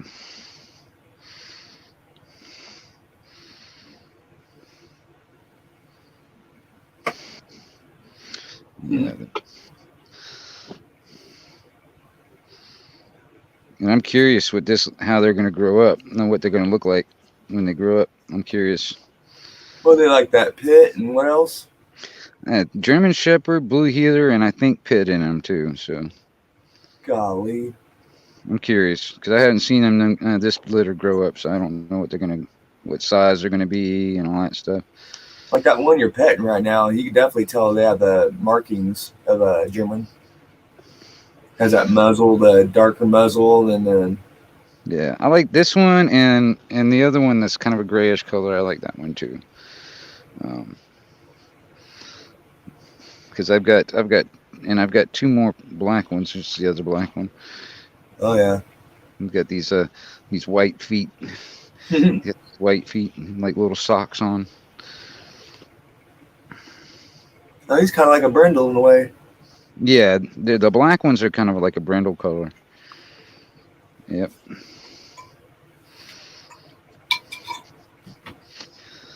Puppies. Puppies. God, those are gonna be some good ass dogs too. Yes, they are. Like I said, I got 3 of them. I got, 4 altogether, but I got 3 of them that I want to find homes for. So I'm just working it down to one out of the litter. And then that will leave me with 3 dogs. 1 pup and the mama and her brother. Because all 3 breeds are what they are, man. They're all fucking loyal ass dogs. Yeah. I mean, I'm just try not to have any more pups. That's why I'm trying to work it down to nothing but males, and but I'll probably just have to figure out a way to get Big Girl fixed so she doesn't have more pups again. Oh yeah. It's just coming down to the money. I gotta have the money to get the rabies shots and then get her fixed, and then that'll be done over with. And I won't have to worry about more pups because this is my 2nd litter. I'm so over it. I don't know how you guys are with your like rabies shots there, but like here in Texas, we can actually go to like Tractor Supply. Like, Yeah, I can do that. I can do that here too. Yeah, I can do that here. I have to have them though. That's the thing. It's like they have to have them before I can get them fixed. So I can go to Tractor Supply and do that because a lot of the hunters around here do the same thing when it comes down to the ones that hunt dogs with dogs and stuff. Yeah. Yeah, it's just so much cheaper. But it's just money I ain't got right now. All right, let me go in there and put this thing in on the. Yeah, it's very easy. Just go in there, stick them in the butt. I got to do something because I want to get them. I want to get. Well, see, all I really need is just Mama, fixed. So I just need to get her rabies shots and then get her fixed, and then everything else is fine. I'm not really worried about the boys right now. I know, like once in a while, I'm not sure, but like usually like spring times or something like that, if you check with your local pound, they usually have like, very reasonable spay and neuter, or they usually do for free. Well, if I can find that, that'd be cool because I haven't found one that would do it for free. But I'm not really. I look around here and there and I look at this and that, whatever. But I just haven't found anything free. I mean, I know there's like programs for cats around here because cats are a big problem. All right, let me see here. Now I can read my chat. I don't have the right glasses on to read it so close. Hold on, let me look and see what's going on here.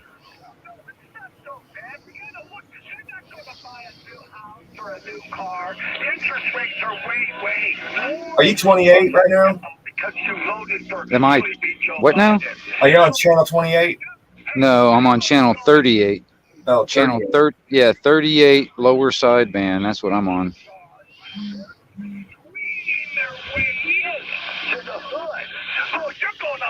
I'm hearing mostly like West Coast.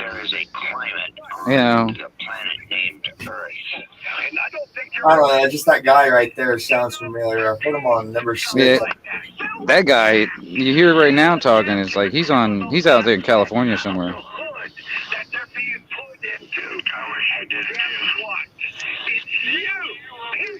the hood are going to feel the big impact, and it's going to be great.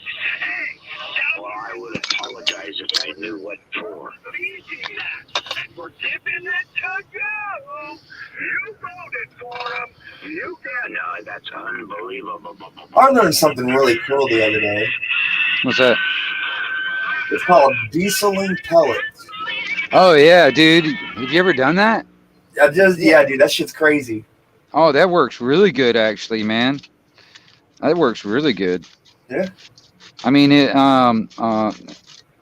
especially if you're trying to do like hunting with a pellet gun and stuff like that, you can get a little bit extra oomph behind it. That's the thing. Yeah. Yeah. Well, see, back in the day before paintball and airsoft and all that stuff came out, that's what me and my friends used to use is BB guns. We used to shoot at each other with BB guns. So, yeah. If you didn't have one of those ones, you can just pump up a bunch of times and whatever. You get one of those other ones or whatever, man. You can diesel it, and you get a hell of a lot more of a better hit. We used to run around and fucking out in the woods and stuff with motorcycle helmets and big military field jackets and shit like that, and shoot each other with BB guns. Yeah, but one thing I've noticed, so like I've been using the petroleum jelly. Yeah. And it's no fun, dude. It like sometimes it will get it to go pretty good, and sometimes not. Yeah. There's what is it? There's another stuff. There's some other stuff. I can't remember what right offhand. Like icy hot type stuff almost. What is it? Shit. You put on your joints and your muscles or whatever to relax it. What is that stuff? Crap, I can't remember what it is. But it does this. It does basically the same kind of stuff, I guess, with like petroleum jelly. Well, gun grease was petroleum based too, wasn't it? I think. It doesn't even say on here.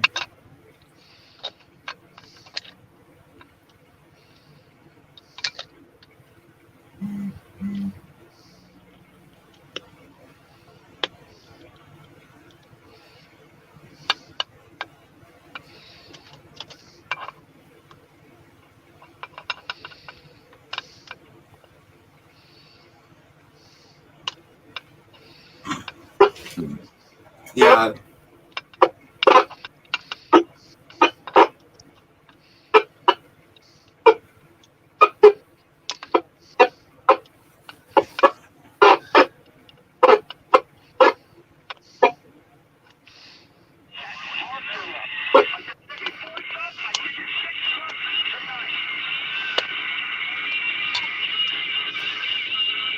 Yo, yo, yo, yo, yo, yo, yo, yo.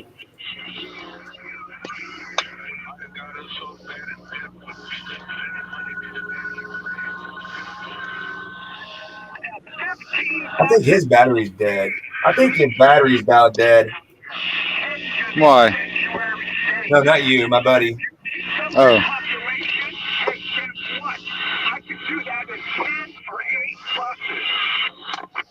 Because he's over here pegging me out, dude, so I know he's talking.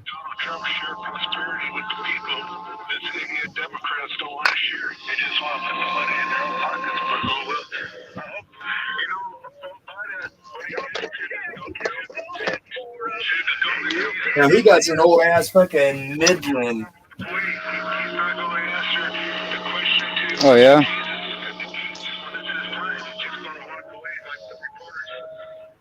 Yeah, he got it hooked up to his RV. The RV had like a radio in it, and so he took the radio out and put the antenna into it. And it fucking works. Oh yeah, yeah, yeah. I mean, what kind of antenna has he got for the radio? I don't know what the actual camper has. It's like one of those internal antennas for a camper.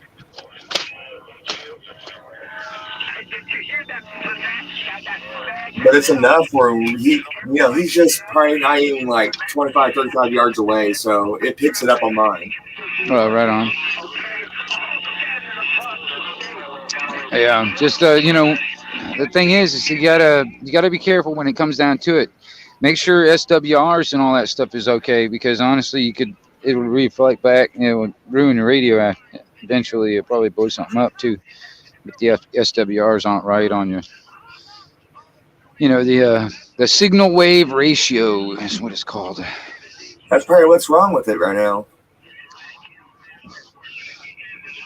But you have to have your SWR about a 1-to-1 or 1.5. If you get up to 2 and above, you're gonna blow something up or ruin your radio. Yeah. That's the thing. So how many ohms would that be? Well, like your coax should be like around 50 ohm type coax, I think, if it's 50 ohms, if I'm not mistaken. Okay. Because that's all I can check it. I mean, do you have like a meter that you can put in line? Yeah, that's what I'm saying. I got a meter. I can, if I know what ohms to look for, then. Well, all right. Like for instance, okay, all right. When I say that, like for instance, here, I'll turn my camera back on. All right, from my radio, I got the coax that goes out of the radio. It goes into this meter, and then from this meter, it goes out to the antenna. Yeah. All right, that's what I mean by a meter. It's in line. That's what I mean. It's like having something in between the radio and the antenna. Do you have? Oh no, it's just it's right there. It's all connected straight. All right. Now, do you have like for instance, do you have a meter on the radio itself where it would tell you like SWR or your power or signal and all that stuff, or whatever? Yeah. I can't remember what you got. Well, yeah, I got the Uniden Bearcat. Yeah. Okay. Well, see, it's been a while since I even looked at it, so I can't remember exactly. But there's probably a way you can look at the SWRs on the radio itself. When you go to AM and you key up and you just dead key with don't talk into it, you just dead key silent, and you see what it swings up to. Like for instance, if it's got a part on the meter where it says SWR, if it's down like below a 1.5 or something like that, you're good. But if it gets higher than that, you're almost like you're getting it's. Basically, what that means is you're getting throttled back in a sense. If you imagine like a funnel, all right, Yeah. the higher the SWR, the tighter that funnel is. That means that very little of your signal gets in and out from the antenna. Now, the lower that SWR is, if you can get it down to the lowest, which is like 1-to-1. If you can get it down to that means that funnel is wide open. So your signal goes, very freely up and down. You know what I'm saying? Yeah. That's I got the WSR meter on this. If I'm thinking that's what that is, where it pegs it out. Like when somebody's talking. All right. Well, like when you're checking it, it should peg it out to a part where it says set, you know what I mean, on your meter and stuff, like all the way over into the red. It should have like a little thing that says set, like SWR set or something like that, something close to that. That's just showing that with it. All right, it should have. See, this is how it's weird. I don't know exactly. I have to be sitting there looking at your equipment. I can't remember exactly how it's set up on the radio, but I just got to read the instruction manual, figure it out if I can even do that. Yeah, because I mean, honestly, if you can check the SWR using the radio meter and all that stuff, that's a good start. But it's always good to have another meter in line, so you can check your signal strength going out of your radio before it goes out the antenna. And you can check the SWRs and stuff like that, because, like I said, high SWR it will reflect back. Basically, that choke point will get squeezed up if it's too high, and it will just reflect that RF back into your radio, and it will fuck shit up. It'll blow like your fucking finals and stuff if you're not careful. Damn. Yeah, I'll definitely look into that. Yeah, that's why you should never key up on that radio unless you have an antenna hooked up. If you don't ever key up on that radio with no antenna hooked up. You know what I mean? Okay. Yeah, don't do that. Yeah, my shit always hook up. I mean, all the time I shut it off is when and unplug it is when we have a storm, so it doesn't ground out.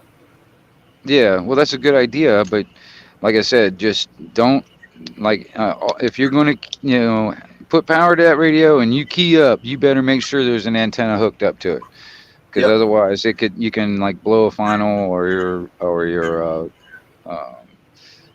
your pills or whatever you have in that radio. Well, that radio's probably just got finals in it, but Well, that's good to know, though. That's really good to know. oh yeah. Unfortunately, I've learned that the hard way over the years. I mean, there were some points it was like operator error, and then there was other times it was definitely not my fault. It was just stupid fucking connectors weren't built right or whatever, and stupid stuff like that. So, Well, you learn. well, yeah, little tricks of the trade, I guess you call it. Yep. Just trying to keep you from blowing your stuff up, man. I mean, honestly, man, you don't want to blow a whole bunch of stuff. It gets really expensive. Trust me, I've got a whole pile. I got a whole pile of freaking mobile amplifiers sitting over in a box in the damn storage over here. And every single one of them's got something wrong with them, just because something over the years happened and they broke. Never fixed it. Just put it in a pile. I seriously, I got a freaking pile of it. Yeah. All different kinds of reasons. Some of it was my fault, some of it wasn't, but whatever. Learn, you live, you learn, that kind of thing. Oh yeah. That's one of the other reasons why I don't have an amplifier hooked up to this radio right now.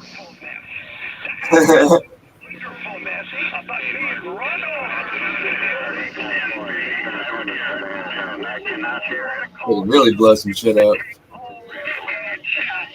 Dude, I can run some stuff pretty good. It's like if I got all the if I had a really good like switching power supply,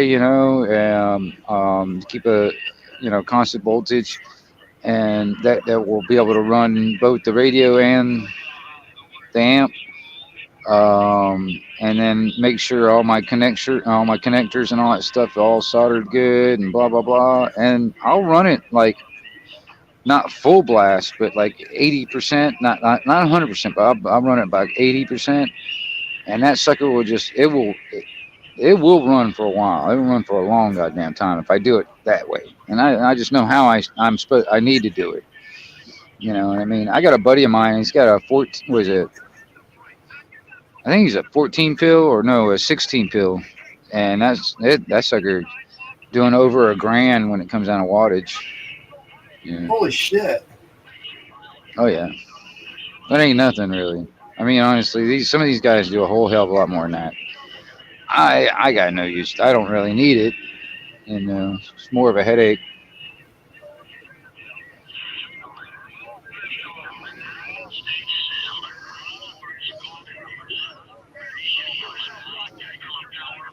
You got these grown-ups on the channel 38 over here.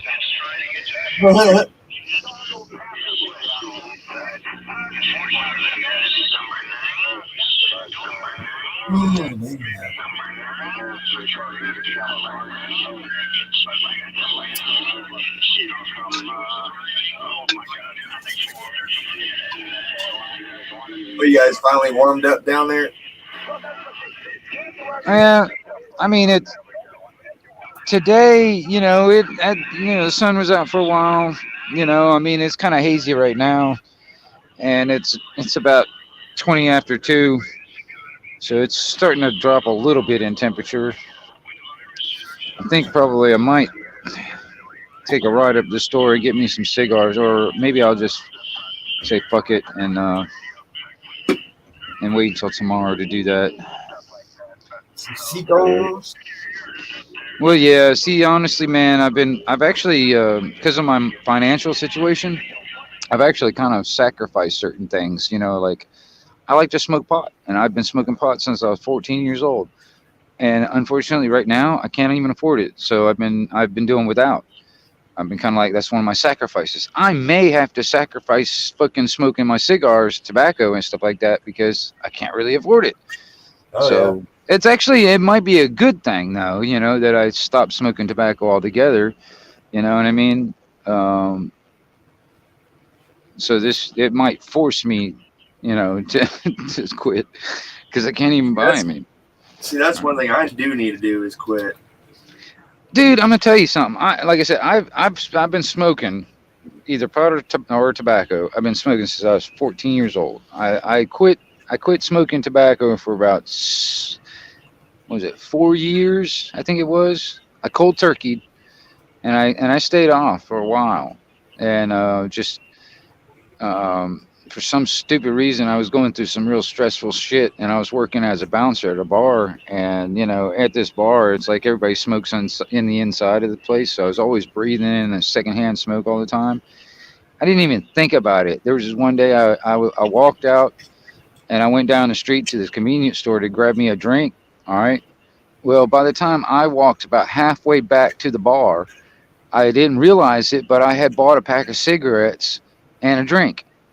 And I had already opened up the fucking pack of cigarettes, had one of them in my hand before I realized what the hell I did. Yeah. And then I was like, well, fuck it. I sniffed it and I lit it up and smoked it. And now I was right back to smoking tobacco again. And I was like, shit. And so, yeah. And honestly, it's not good for me because honestly, I really, I have harder time breathing simply because of the tobacco, blah, blah, blah. So it would be a good thing if I stopped. And I'll tell you this, and this is another thing too. Since I haven't been smoking pot all that, for a while now, um, my dreams are so much more vivid and so much easier to remember in the morning. It's really crazy. Yeah. I've been having some really interesting dreams, even ones that I can go back and start where I left off and go right back and keep on going. I've been able to do that. I figured out the way I was able to do it was like, for instance, like you're in your dream and you're about to wake up and all that stuff. Well, if you don't move your head, if you leave your head in that exact same position and fall back asleep, you can continue your dream right where you left off. Well, at least I did anyway. You know what I mean? I figured out if I don't move my head, I can open up my eyes, but as long as I don't move my head, and I go back to sleep with my head in the same position it was when I woke up, I will go right back to where I left off. And there has been many mornings, man, where I'm sleeping really late just because I want to continue where I was going. I'm telling you, man, my dream world is so much better sometimes, than real life, I guess you would put it. Maybe that could have been a past life. Well, I've also thought about this too because there has been a couple of times where, okay, I've had the deja vu, and then I've also what I call a double deja vu, and then there's another thing what I call movie footage. Now, there's that stuff that I call movie footage is basically I would dream something, and literally like a couple of days later, it's exactly how I dreamt it. I mean, down to everything. The whole scene, everything that was said at that moment, boom, everything was exactly how I dreamt it. And so that's what I call movie footage. And it makes me wonder, it's like, okay, well, wait a minute. If that's a reality, it's like, well, what if some of those dreams that I've actually am having is like a future event, or it is actually an event that's happening at that very moment. I'm just like seeing it, you know what I mean? Kind of like almost like remote viewing, almost. I don't know. I really don't know. But I find it interesting when it comes down to the dream world, the subconscious and the conscious. You know? Yeah.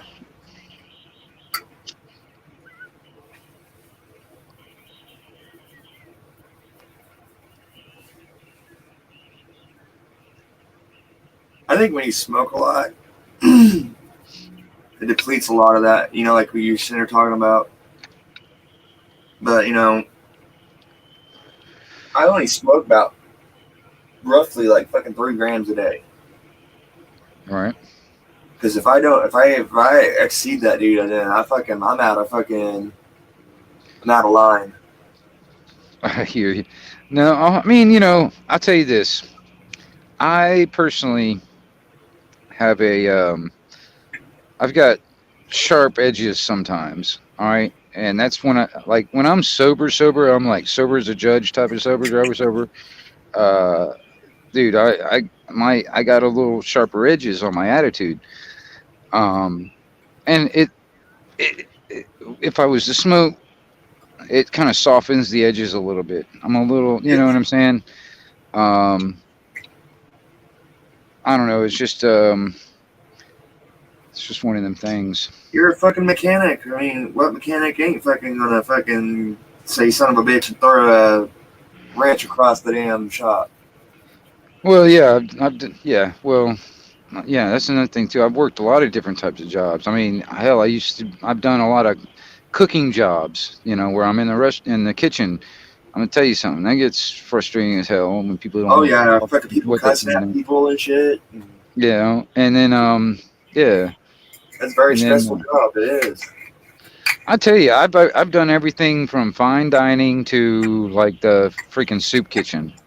Yeah, and I've done everything in between. I mean, when it comes down to being in a kitchen, so I don't like it. It's a fallback basically if I have absolutely nothing left or nothing else. I got always that I can go into a kitchen and I can cook. But I don't like doing it. I don't mind it doing it for myself, but even then it's like cooking for one person. It's not as fun as cooking. But it's very rewarding when you can take it from the field to processing it and to the pan. Yeah, I mean, I don't do enough of that actually. I mean, honestly, like my uncles do that way more than I do. They hunt a hell of a lot more than I do, but I'll help them out when it comes down to processing the deer out and stuff like that. And, Yeah. And then they end up taking the meat and they'll take it down to the this guy that makes sausage out of it for them. My God, yeah. I don't know what he puts in it, but man, it is good, dude. I'm gonna tell you, it is really good. He makes it to where you can do like sausage, like you put in like sausage and eggs type of sausage or whatever, or you put that stuff in like spaghetti sauce, or he makes like those like jerky sticks almost. They're kind of like jerky sticks. My God, these things are so freaking good. I used to have a damn dehydrator, but I let one of my cousins use it, and I haven't seen it since. Yeah. Gotta love family. Well, it kind of irritates me too, because I was gonna make jerky and shit like that, and I haven't gotten around it. And it was a brand new thing. See, that was the thing too, man. It was brand new. I was working doing this thing where like when houses get like repossessed by a bank or something like that. Well, they'll take a company to go in there and like clean out the house and do the yard and all that stuff so they can turn around and try and sell it. Well, a lot of times, man, when the people get kicked out of where, they leave a lot of stuff behind. And there was this one house, man, and evidently they loved like kitchen appliances. But it looked like they never used them because I found like a crock pot, a freaking blender, a freaking like food dehydrator, all up underneath the cabinets. And it looked like it was been brand new. Like they bought it, they probably used it once, and then they threw it in the cabinet, never used it again, that kind of thing. Yeah. And they just left it behind. And I was like, shit. The company that hired me, they want me to take all this stuff and throw this at the dump. And I was like, no, this is not going in the dump. I'm taking this home, Yeah. I mean, shit, it was brand new. Just hadn't been, just been sitting in that damn cabinet for I don't know how long. And then, I can't seem to throw things like that away. I've been in situations where stuff like that comes my way sometimes, and I'm just like, I don't have the heart to throw it away. So I'll end up collecting a lot of shit. That's why, some people that would look around somewhere where I live right here, I got a lot of stuff all over the place. Well, yeah, I mean, it looks like junk to some people, but you know what I mean? Some of it ain't. Some of it's very good shit that I just haven't gotten around to using yet. I mean, I do the same shit, dude. Like, I got probably about 4 or 5 sets of dually tires back there. Oh, yeah. And rims. See, that's another thing, too. I've got a bunch of tires and stuff I was actually going to make potato planters out of. And I never got around to it, but that's what I got them for. And, that's exactly what we got these for. Oh, yeah? Yeah, for the potatoes and garlic. Right. Yeah, see, that's the thing. It's like, well, shit, it's like I just don't put enough time into the garden right now, you know what I mean? I got some things growing, but they take very little maintenance, and, like I can get onions. I got onions. And I'm gonna tell you something, man. I don't even have to do hardly anything to them, and I love that. And they'll last through the winter and everything. Yep. So that's the one thing that I can definitely grow. Onions and garlic, dude. Garlic is a must. I like garlic, but I have yet to get it to grow. Yeah, I haven't really gotten it to where I got a clove come up yet. I haven't done that yet. I've been working on it. Yeah, because I'll take a regular whole clove and break it up, and take each individual one and I'll plant it. You know what I'm saying? But the thing is, it's like something will happen where they'll rot away too fast, really too soon before they actually do anything. It's just I haven't figured out the right way to do it and what kind of soil, like, because I have to condition everything. Everything around here is sand, like one big anthill. You know what I mean? And so I've got to put actual, like, you know what I do? You know what I mean? I leave them in the clove, and I put them in a dark area. Right. Because naturally, the cloves of garlic are seeds anyways. Yeah. So just let it be in the dark and just check on it once in a while. And once you start seeing a little green spout coming out, break it all apart and then plant them. Right.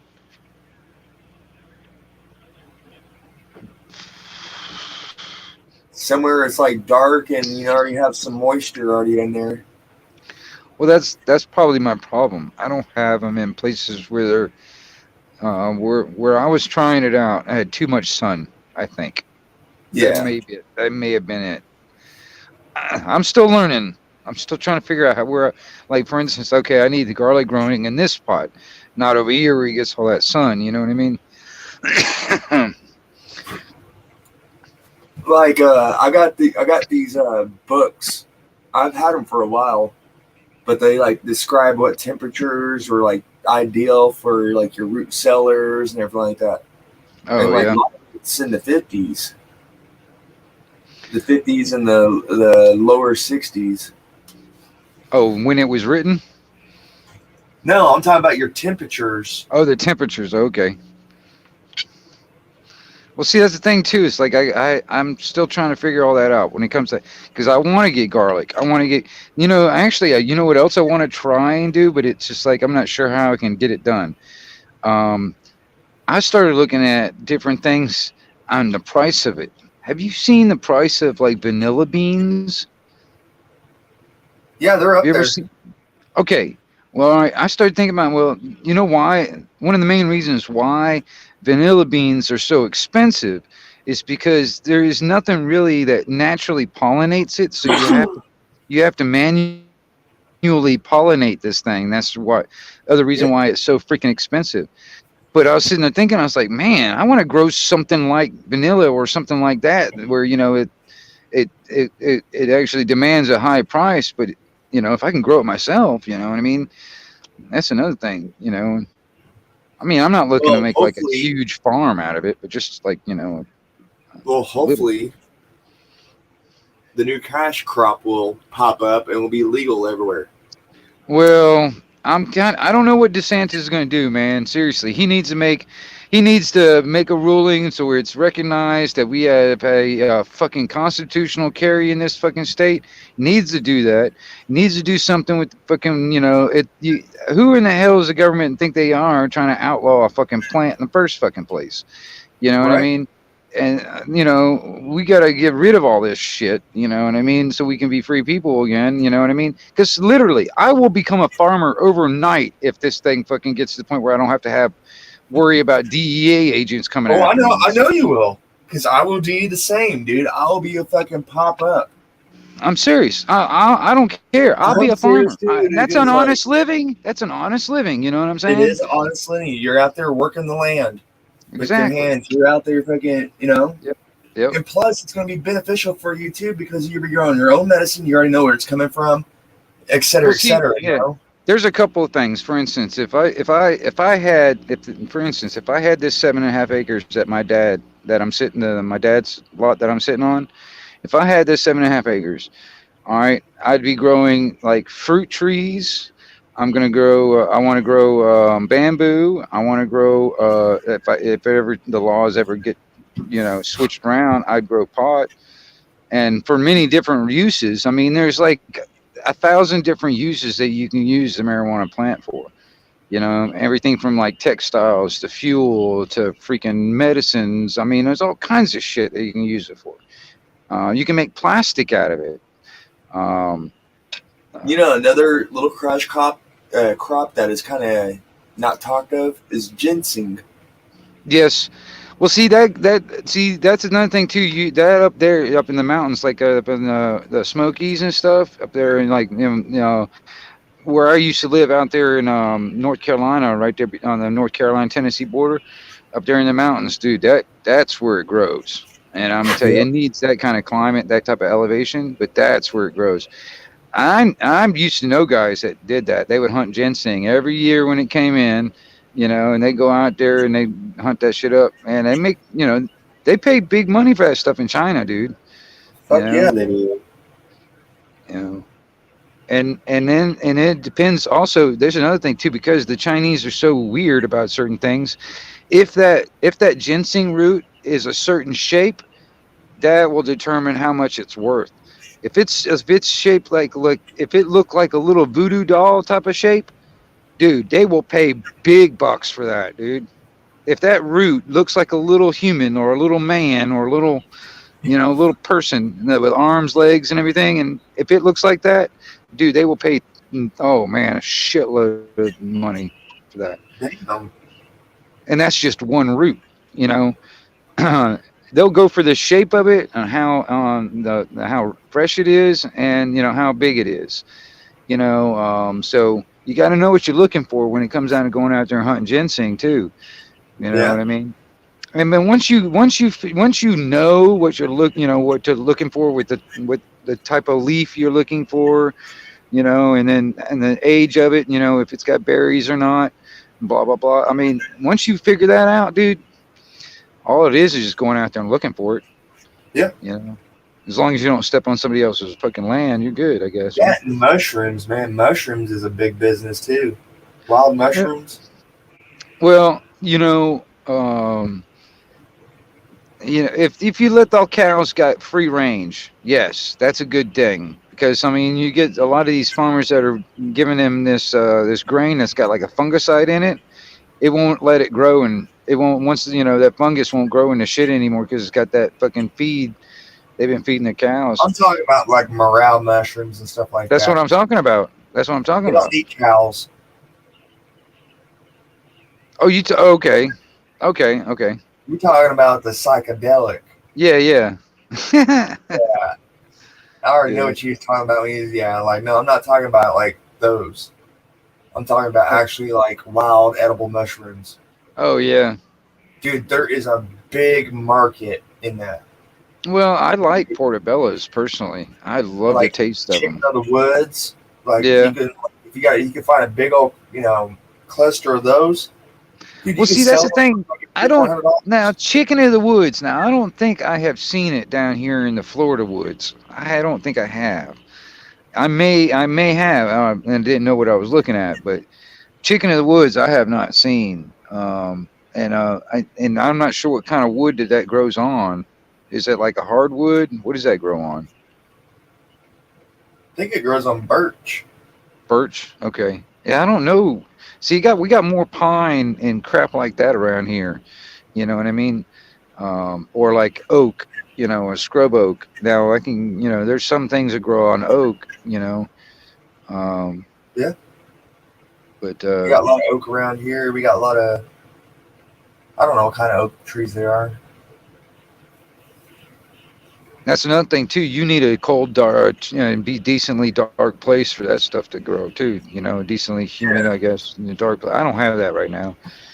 I don't really see a lot of that kind of stuff around where I'm at when it comes down to mushrooms. Anyway, there are some that grow around out here, but they're not like the most tasty fucking mushrooms. I'm gonna tell you, they're edible, but they're not very tasty.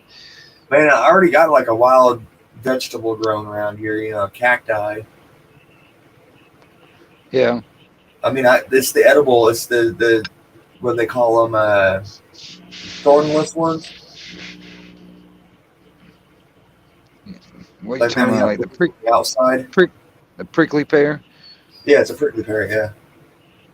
Yeah, they got those. I guess those red fruits that they grow on. Yeah. Those things you what can you eat. do? Yeah. What you do is you take some tongs. You don't want to touch those red fruits. Just forewarning. Okay, take some tongs, pull them off. All right. Then what you're gonna do is like get you a fire going. Take your tongs, put those red fruits in there, burn off all the pokies on there. Mm-hmm. Then after you get that all done, you can clean it all off, then peel it and eat it. Yep.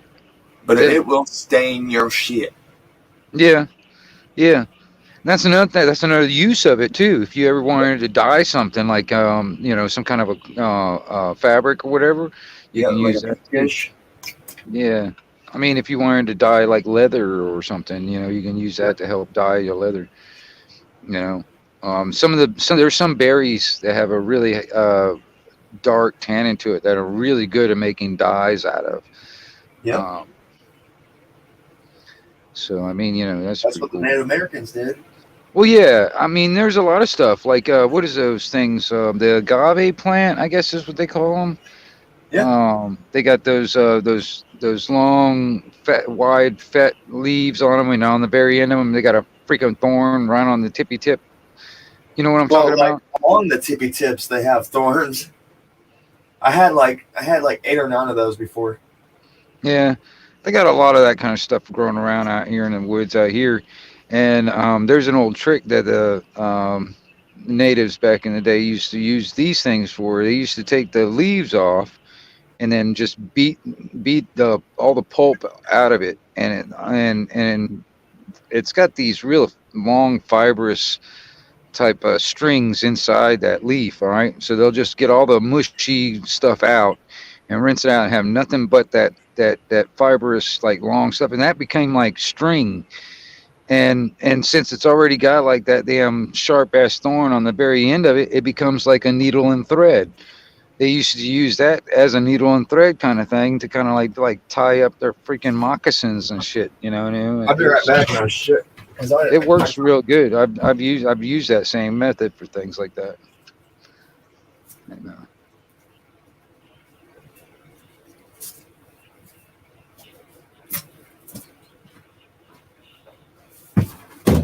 Now this is a part of the agave family. I forgot about it. I had this,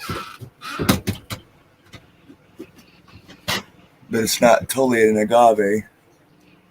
yeah. See, that's exactly what I'm talking about. All that fleshiness inside it. If you get all that stuff, you beat it out, and that fiber inside of it becomes the string. And See? yeah, exactly. Yeah, I know. See, the thing is like you see how it's got that thorn on the very tip of that leaf. All right. Well, all that fiberness behind it becomes like the thread, and that's the needle. Yep. You know what I mean? You can use that as a needle and thread yeah, that's what I'm talking about. And when it comes down to the plants that are around here, I've actually used it. I mean, honestly, you can take that fibrous in there, and then and separate it out. You can even braid it. You can actually make it longer, make long rope out of it. Um, it's pretty useful plant, honestly. Yeah, that's cool to know.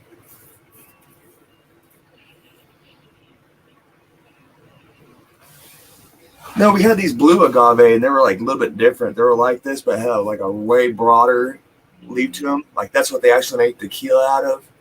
Okay. Yeah. But on the edges, they had like little tiny barbs all the way down the edge, didn't it? Yeah. Or was it smooth like that?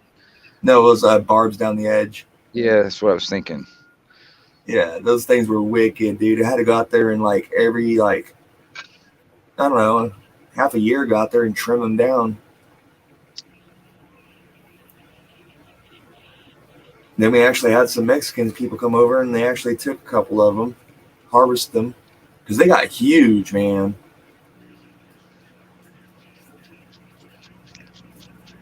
That is the secret ingredient to tequila. It was kind of weird. They even came to my front porch, everything like that, knocked on the door. Hey, can we have an agave? I said, what?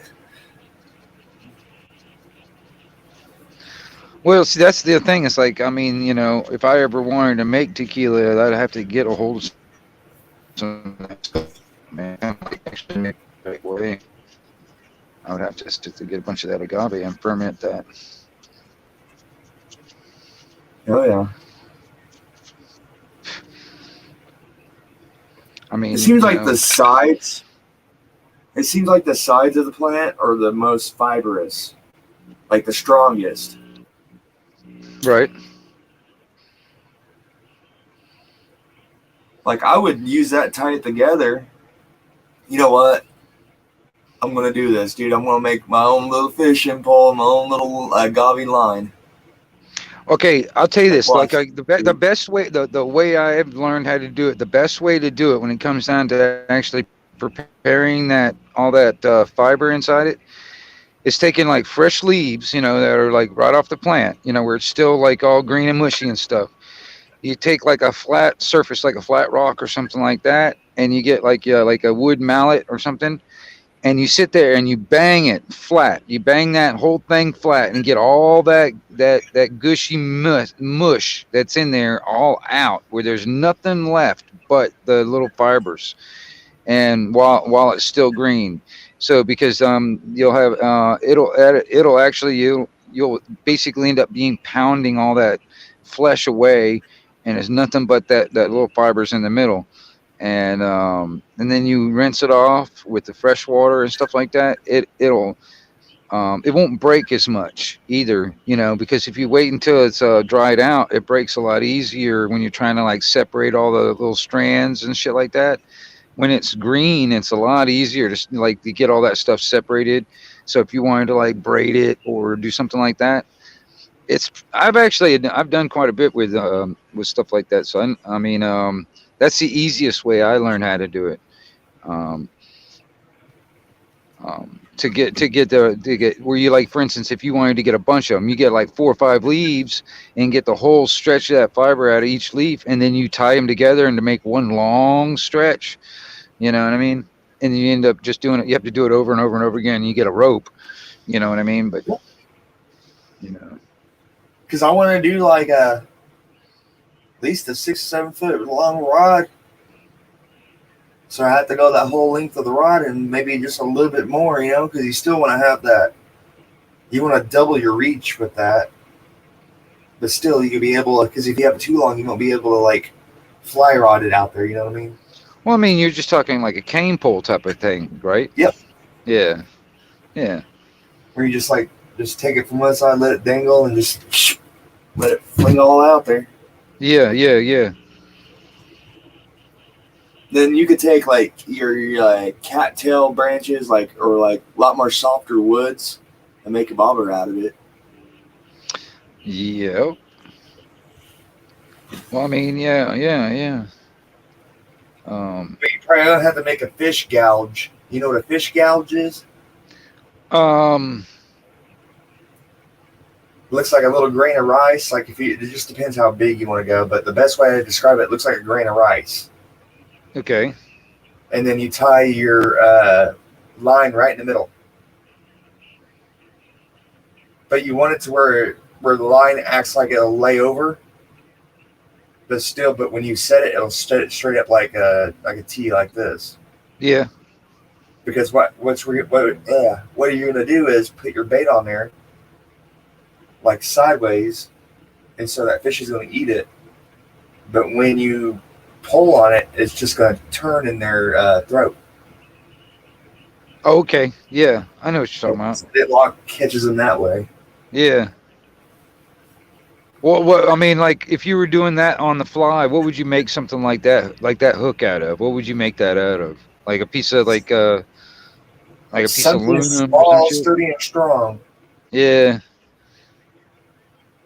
I mean, More likely, like some cedar, because cedar's pretty strong and light. Okay.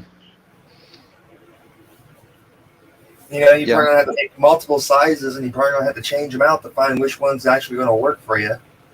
Well, yeah, it depends on how big of a mouth that goes around that sucker. That's about it. I mean, because when you're putting it out there, it's laying flat. But once you set it, it'll hook out where it's like that T shape in a sense. So Yeah. it depends on how big the damn mouth took it in the first place. You know what I mean? I mean, that's another thing too. It's like you oh man, it's just like doing that that bushcraft type of stuff. Sitting there whittling out a little fucking fish hook. You know. Um, And it really helps making like a little basket with holes in it. yeah. And so you put all your guts and everything on it, and like put it out there over a tree over the water. So Yeah. when the maggots and all that grow in it and eat it, they fall through the holes and feed the fish around there, so the fish stay. That's the other thing too. That's one of the other reasons why I want to have bamboo growing. There's so many things like making a basket that you can Yep. do with bamboo that is so much easier than any other of these freaking plants that are around here right now. Yep. You know what I mean? And that's why I want to have bamboo growing, and I want to have some that are like the sizes that where I can make like fishing poles out of, and then also I want the big stuff where I can actually like use that for construction material. You know what I mean? And Yeah, I would was love sitting to- thinking about that the other day. I was like, how can you be self-efficient growing fish? Well, I mean, it would have to be a continuous thing. It's like once you have, I don't know, it'd be like almost like a assembly line. You got the ones that are brand new, the ones that all the way up to the point where they're grown up. And those are the ones you sell off. You know what I mean? And you just kind of have that steady cycle going, I guess. No, I understand all that, but I'm not okay. So like, you cannot buy no food. You Right. cannot buy no commercial food, Right. nothing like that. So you got to come up with your own food source for these fish. Yep. So I sit there thinking about it. Like I've heard about like what I just told you about the flies and the larvae and the guts and all that Yeah. from an old boy that they used to do that in their ponds for the bluegill population. To keep the bluegills fed. Right. And so why not do that on a smaller level? Of course it's going to get in the water, but if you use that water and cycle it through your greenhouse, that's going to feed those plants, everything like that, plus filter it out. Yeah. I'll tell you this. I was actually thinking about it, and I don't know exactly. There used to be some old timers around here. There used to be some old timers around here that had worm farms, and I started thinking about it. It's like there's a lot of beneficials just having a fucking worm farm, not only having worms, but Castings, yeah, exactly. dude, worm castings, or like if you got some really good worm castings, people will buy those fuckers up. Well, that's the thing. It's like,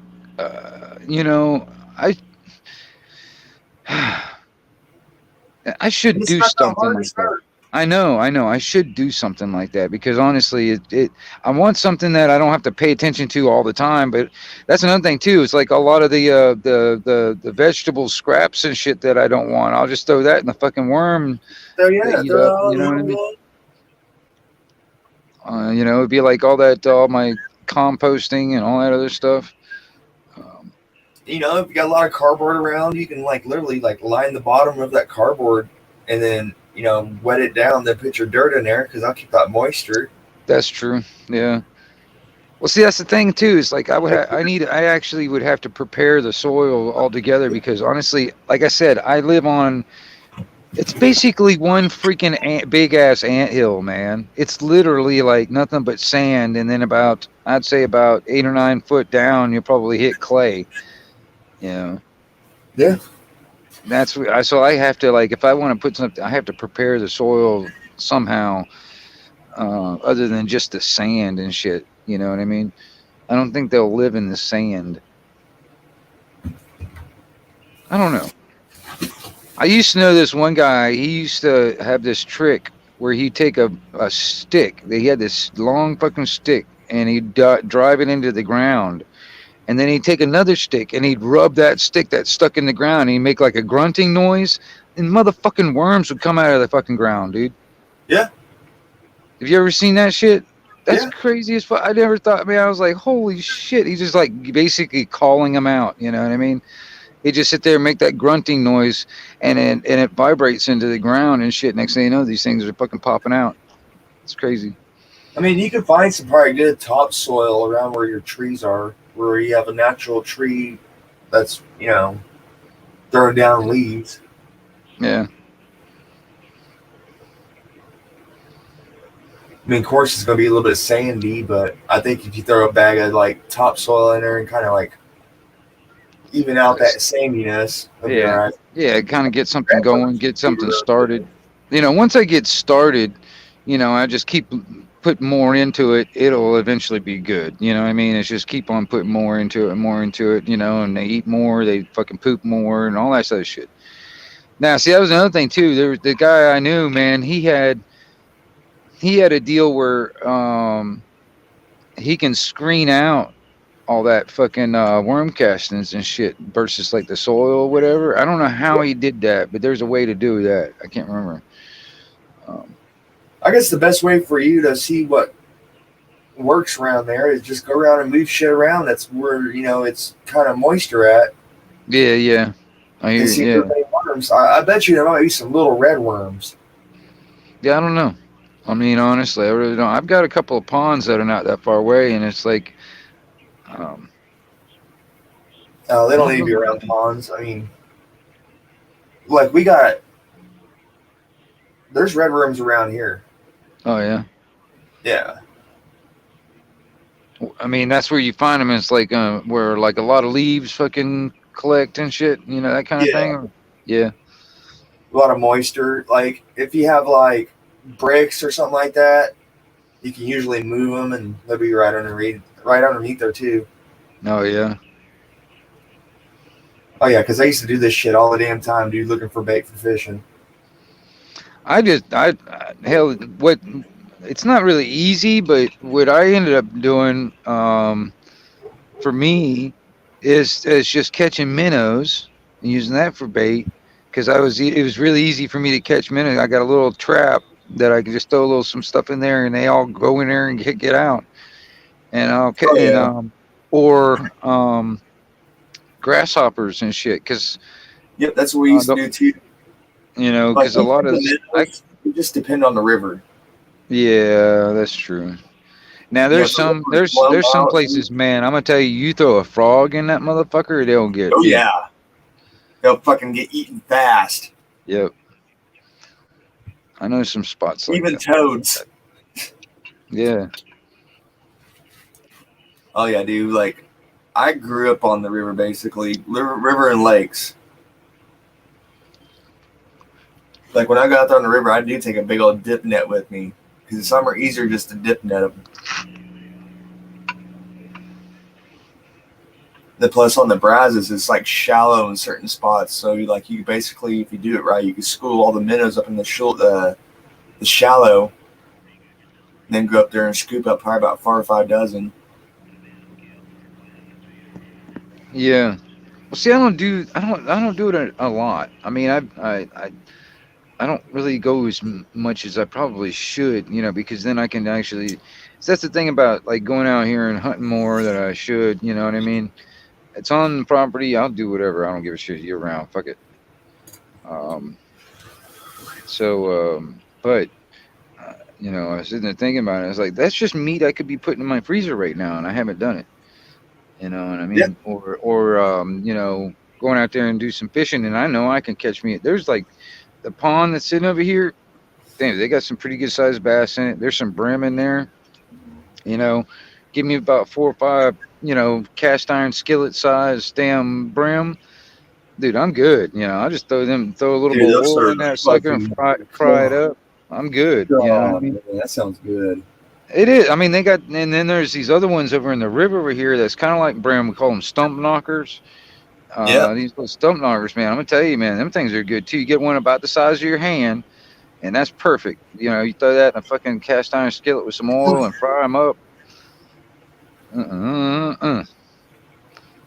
And but there's some big mouth bass over here in that pond, and I just don't go over there and fish all that often. You know what I mean? Now, the largemouth, man, are really good eating too. Yeah. But you don't fry them up. The best way to do them is like with olive oil and then kind of do like a blackening seasoning on them. Yeah. Like with a fillet, like a fillet meat and fillet the meat and all that stuff off. Yeah, fillet your meat and then make sure to dry it all off real good. Then put some olive oil in there with some garlic, man, on whatever seasonings you want to put on it. It's good that way. Like I think largemouth bass is better fresh than anything. Well, of course. See, that's the thing. It's like that's why and I understand what people are talking about when they say this. It's like if your fish smells like low tide, don't eat it. If it smells like high tide, you can eat it. Yeah. If you know what I'm talking about, you understand what I'm talking about. Dude, like that's why I like Blue Cat, because you can really tell the meat if it's good or not. Yeah. Because like white meat fish like that, they have like this like that pearlescence to the meat. Oh yeah. Yeah, that's the best way I can describe it. I don't think I've had that fish. Look at it at an angle, it have like a pearlescence to it. Yeah.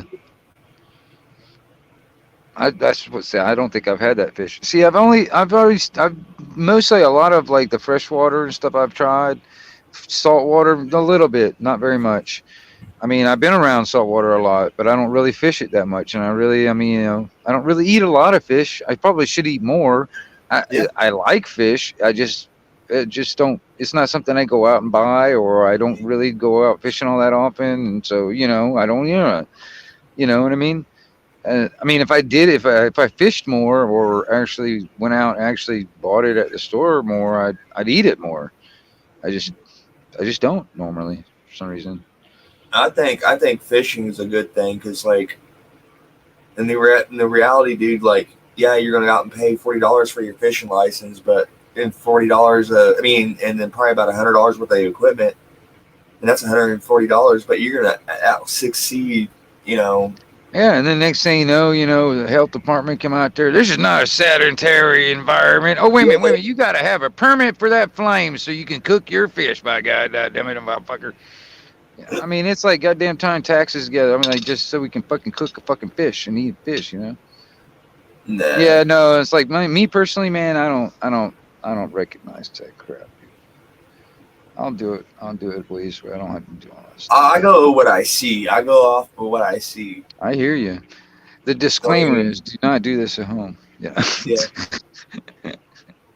I mean, I've filleted some fish just to see how they look on the Trinity River. Yeah. Yeah. And have you ever? They were not. Oh, go ahead. Looking. Have you ever tried gar?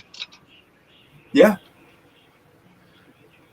Have you ever tried cleaning a gar? Gar balls. Yeah. Yes, garlics are a little bit of a challenge to clean, but dude, they are worth it. There's kind Oh, of a yeah. unique taste, but like if you use like the holy, you know what the Holy Trinity is? You know your Well, garlic, celery, all that. no, go ahead and tell me. Well, you know like how you make meatballs, right? Yeah. Go ahead. Okay, throw that in there with the gar meat. Mince the gar meat up. Make gar balls and you fry them up. What are you talking about? Like garlic, Garlic, onion, celery. okay, garlic, onion, and celery. Okay. Okay. Yeah, some breadcrumb, and some egg to bind it with the meat. Yeah. But you want to mince your meat up real good, you know. Yeah. And you can take it and put it in some milk and not the milk and flour. I mean milk and egg, and then into flour, and then fry it up. Oh, yeah. No, that sounds good. That does sound good. But like cleaning them, you're gonna have to have a damn circular saw. Well, I mean, I figured out a way to do it with fucking tin snips, dude. For Yeah, real. I you just do used this. I did it with tin snips to fucking get the fucking outer shell off, basically, and then went from there. You know what I Yeah, mean? but you got to use some fucking heavy ass fucking like seasonings with garlic. Oh yeah, That's gar. I'm fucking high, dude. right on. I got food on my mind. I I'm like, hear oh, you. No, it's actually because like I said, I don't eat that much fish and stuff. So I mean, but I've tried it. I just haven't like I don't go out and you know eat and go out of my way to eat it so much. So I don't But I mean, I know some places that are here on was it was it the freaking damn, I can't remember the name of the I can't remember the name of the river now. But anyway, well, I'm gonna go like with your most common animal you're gonna probably be able to eat at your house is a squirrel. yeah, So yeah. with those, dude, you want to boil them. That's like the best way to do it is boil them. Make like soups and stuff out of them. Hmm. But if you're gonna fry them up, boil it, then fry it. Oh yeah. Yeah, because it softens it all up, dude. If not, it's gonna be rough.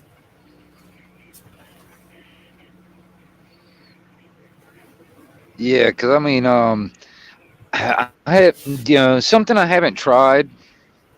I don't know because I mean, technically it's illegal, but it's those big fucking fox squirrels. Those big Yeah. ones that have like I mean those things, man. I bet you there's a lot of meat on that sucker, but I don't know what they taste like. You can kill those. Not in Florida.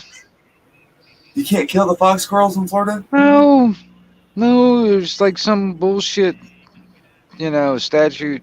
No. That's why they're running around. Nobody shoots at them. Nobody shoots at them because there's like some I would bullshit look into that, statute. dude. Because, dude, I shoot those all the fucking time, bro. Yeah. I'll Well, I chop mean, I've wondered what they taste like. I mean, the regular gray squirrels and shit. I've eaten those. You know what I mean? And we can shoot those. I've been shooting those all my life. But the Yeah. fox squirrels, the big ones with the fucking thing on their, like the black band on their eyes, That's like a all I fox. eat. It looks like a raccoon almost. Dude, I'll show you. I'll show you what I got a picture of this bad boy.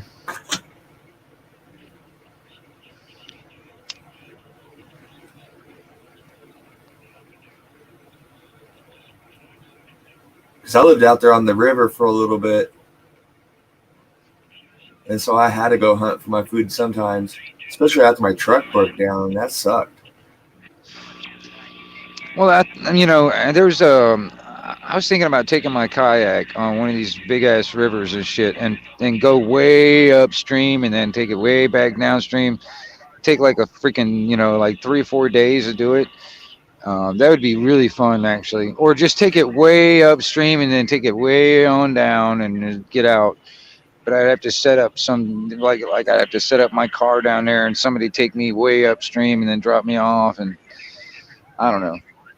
I don't know how I'd do it, but I want to take like almost like a 3 or 4 day trip. Oh yeah. Hell yeah. Man, that dude, you do not want to eat them that big. I tell you, Why is that? they are musty. Oh yeah. Even the meat is musty. Like you want to eat them probably like the size of this. Okay. Yeah.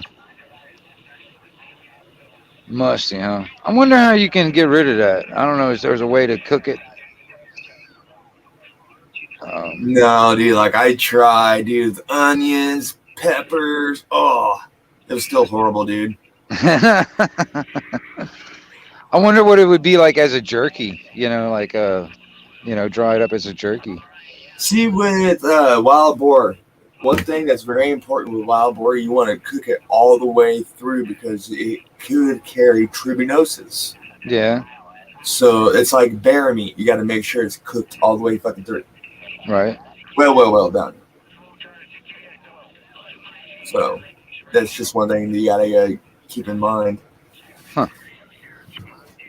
So like the best way to do it is like slow cooking it for like 4 or 5 hours. Oh yeah, yeah. Throw it in like a crock pot or something like that. Yep. Yeah. I got a crock pot. I've also got one of those like pressure cooker. Like Oh yeah, dude. I got pressure cookers. I got 2 of them. I got a can pressure cooker, like it's for cans. Yeah. I got my own meat grinders.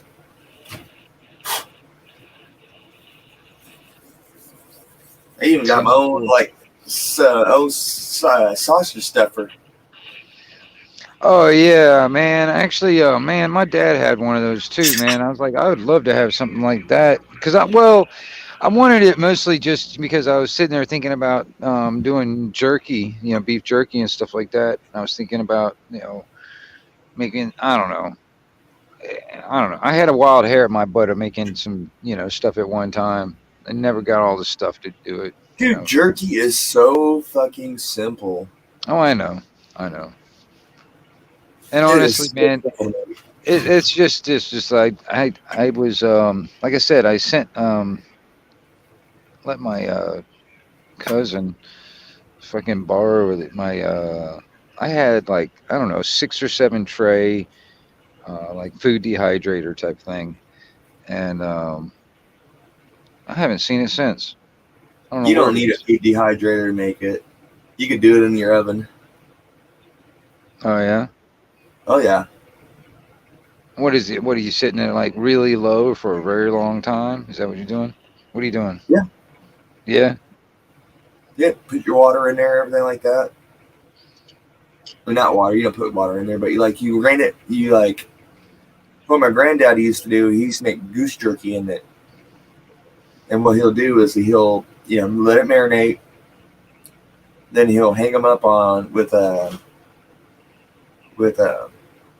fingernail clippers, not fingernail clippers, but damn fucking paper clips.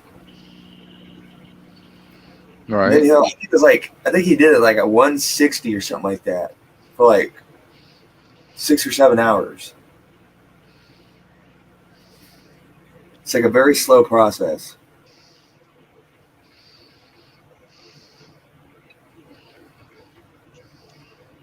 I mean, I'm pretty sure you can look it up on YouTube. Yeah, I'll have to look into it because I mean I'm always looking for different methods on how things are done, or an easier way of doing it. You know what I mean? I'm always looking for that. I mean, for real, for every one way, there's like 2 or 3 different ways people do it. I hear you. I mean, it's like this alcohol stove that I made. Somebody could do the same exact thing, but they probably do theirs just a little bit different than I did it, and they probably wouldn't do it the exact same way I did it. I don't know. But for me, this is for my method or my purposes or whatever. It works perfect for what I want it to do. Yeah. Yeah. I'm fucking with this agave plant, and I'm stripping down right to the fibers by just taking a knife and putting it at like a 45-degree angle and running it through over. Yeah, just you got to be careful because that's the thing is like I was saying about um, they breaking or cutting it. You have to be careful when it comes out of separating that shit. That's the thing I have found. And I used an old comb at one time. You know what I mean, to kind of brush it out almost. Um, but that's the thing is like I would get a fresh leaf and then pound all the flesh off of it where there's nothing but that fiber left, and rinse it out real good, and I'll try and get everything kind of separated with my fingers and stuff like that. And then once it dries out a little bit, then I come back and I can probably comb it out a little bit and try and get it all without breaking it, you know what I mean? And I try to Yeah. get long strands out of it, you know what I mean? And I'm pretty sure I can find a video on how they do this. yeah, it's an old trick. It really is. I mean, for that plant, it's an old trick. So I mean,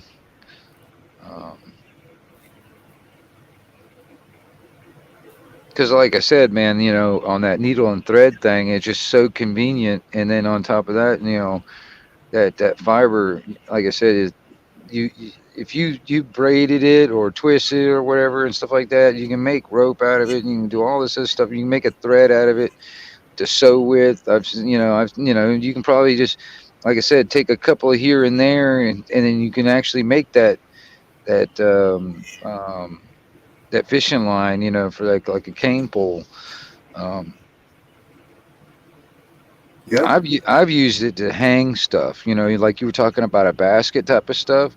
I actually had made a homemade water filter out of like a plastic jug and like coal and some rocks and sand and blah blah blah.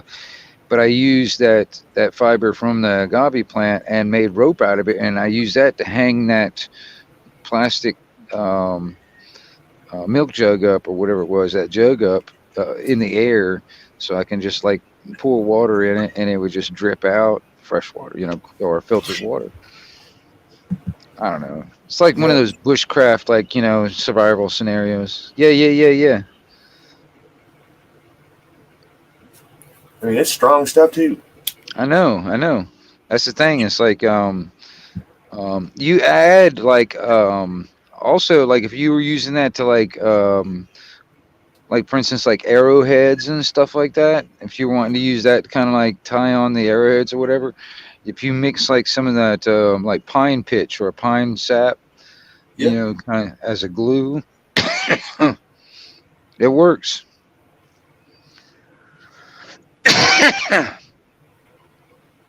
But I thought they use intestine. Well, that works. Yeah, for like no, that's not intestine. No, it's the sinew from like a muscle. It's like Yeah, that's the hard tendon in the muscle yeah. or whatever. Yeah. The thing about that, why it works so well is It shrinks it shrinks when it dries. Yeah. Or there's the more modern way. You can if you can shave off like a little bit like a string size of like a 2 liter bottle, and then strip it into like little string sizes like that. You wrap that around there and put a little heat to it, all that shrinks up and tightens up really nice. You know what I'm saying? Have you ever seen anybody do that?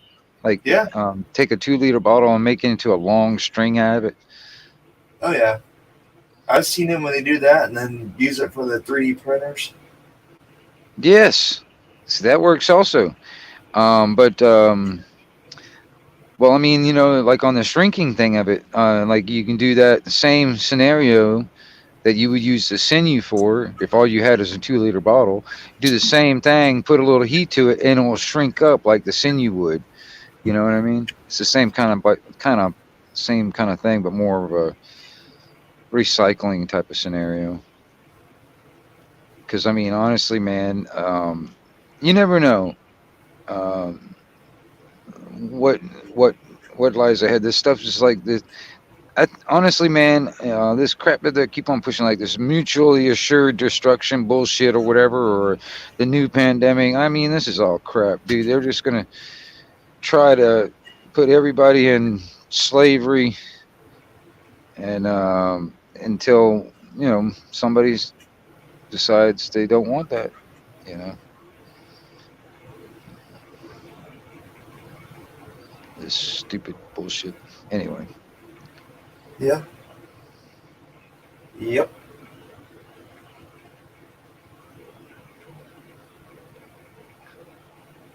I don't know. That's why I'm always looking for different ways of trying to like make something that's easy out of nothing. Basically something that somebody's going to throw away. I'll make something useful out of something that somebody's going to throw away.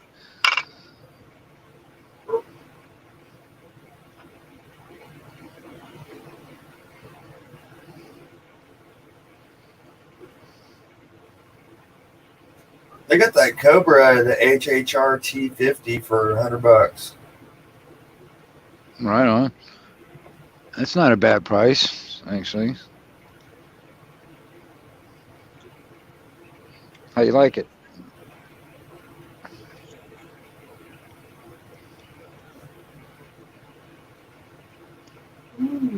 Oh.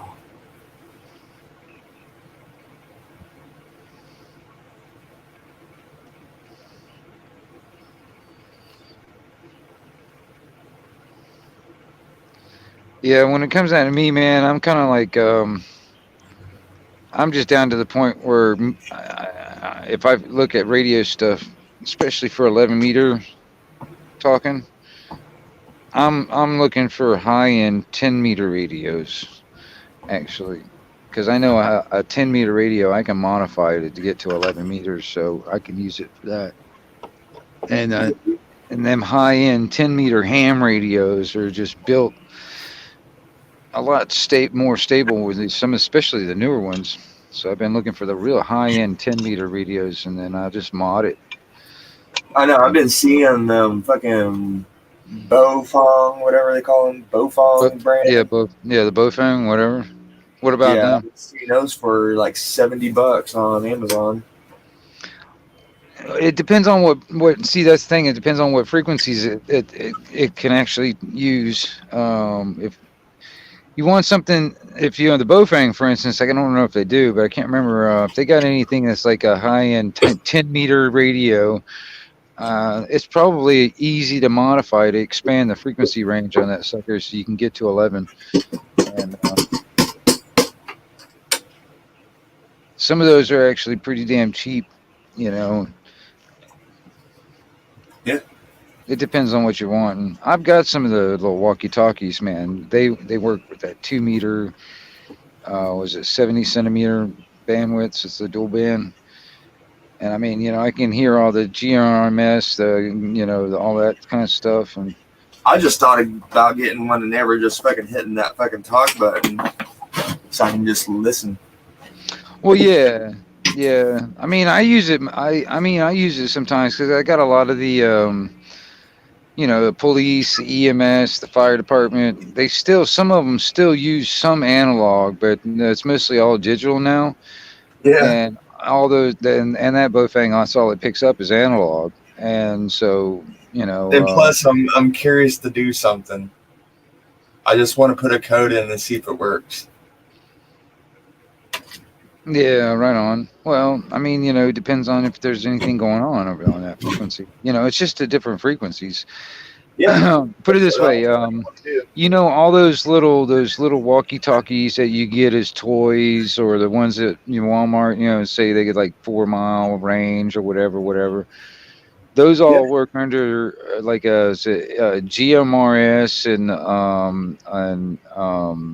the FRS frequency ranges. Now that's mostly 2 meter, I think, and those little Bofangs could pick up those frequencies. So you can program that to any one of those frequencies that little tiny bullshit radio has. I mean, the only advantage that those Bofangs have is that you can actually change the antenna on it.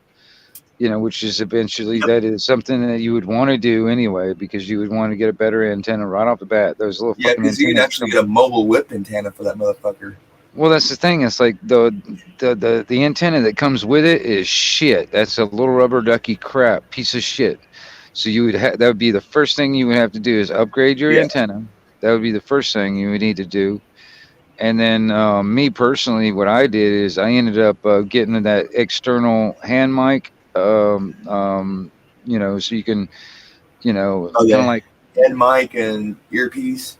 Well, I didn't get the earpiece thing, but I mean, I'll probably do that later on, because I'll incorporate that in that chest rig that I've got set up, with the radio and whatever else, I need, you know, um, I got like a chest rig or a vest type thing where, I've got it all set up just for communications and carrying other shit. So I could just throw it on and go kind of thing. But the only thing that I am worried about when it comes down to these Baofangs, even if all this shit goes to shit, all right, the power goes out. Doesn't look like it's coming back on for a long time. So I would have to figure out a way to keep my batteries charged up on those radios because they're Yeah, rechargeable. be separate. Like they're kind of expensive. I think they're like $40 a piece, but you could buy extras. Yeah, I know. I know. But even then, it's like, The okay, only once. thing you need the charger and then a 12 amp source. Yeah. Well, see, that's what pisses me off with the charger docking station that it comes with. That you got to plug that into the wall. You know what I mean? I don't like that. You can get like the adapters for where you can actually, instead of the battery that comes with it, you can get a little adapter that goes on it where you can put like 9-volt, or like the AA batteries in it instead. And but even then, but I'm just saying, it's like when it comes down to the batteries, once the batteries go dead, or they need to be recharged, I have to figure out ways of keeping them charged all the time. Reverse the alternator. I don't know. I mean, it just worse comes. I can probably figure it out once this time comes because I have a lot of ideas, and right now I'm just not I'm not making it useful right now. But Or you can, with the alternator, if you gear it up a little bit, so like it doesn't have to work as much, you could probably have enough alternating power right there to charge batteries, everything.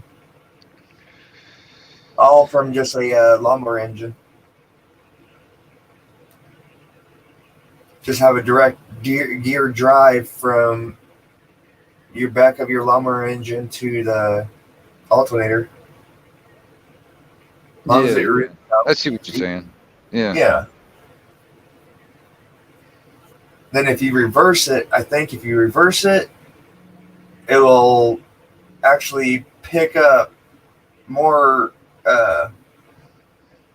power at a slower RPM. Or something in that nature. Like I watched something about it where this guy, he made his own power windmill.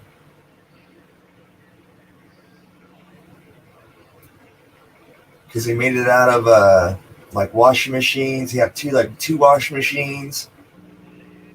He had a car alternator and he had an electric motor.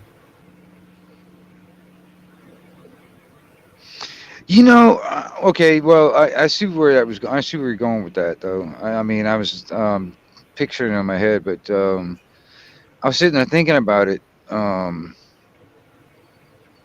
Some of that, you would have to keep a constant speed. So there's certain things like when it comes down to a speed controller of some kind.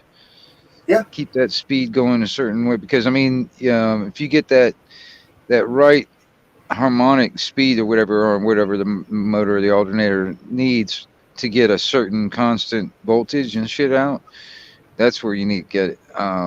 Because I was sitting there, I was sitting there thinking I have the similar idea but on a different level, but it was like basically the same kind of idea where you got something pushing everything going where you're getting a generating electricity, and in the same time you're generating enough electricity to go back into the motor that started it up in the first place, and it's like a constant loop. Yep. You know what I mean? Well, that's the idea. I'm sitting there thinking also on that same thing, but I'm trying to eliminate the gasoline. I'm trying to eliminate like big stuff, something, but I want to kind of do it on a micro level And if I did it on a micro level, I just build a bunch of little micro levels. You know what I mean? It's like, all you got to do is just assist it to get it going. yeah. Well, that's the thing. It's like I have an idea, and it's all it. You know, I don't know how to explain it. I have to build the damn thing one day and just actually get it fucking built because I've been thinking about it, and I got been toying around with drawings here and there, and I don't know. It's something that I'm to think about. It's like, you know, there is a possibility where I could. The only thing is like to get this. I can get the constant loop going. For instance, I can get that going. For instance, in the way I have it figured out in my head. It's just when I put a load on it, how I can do it where it doesn't affect the loop. You know what I mean?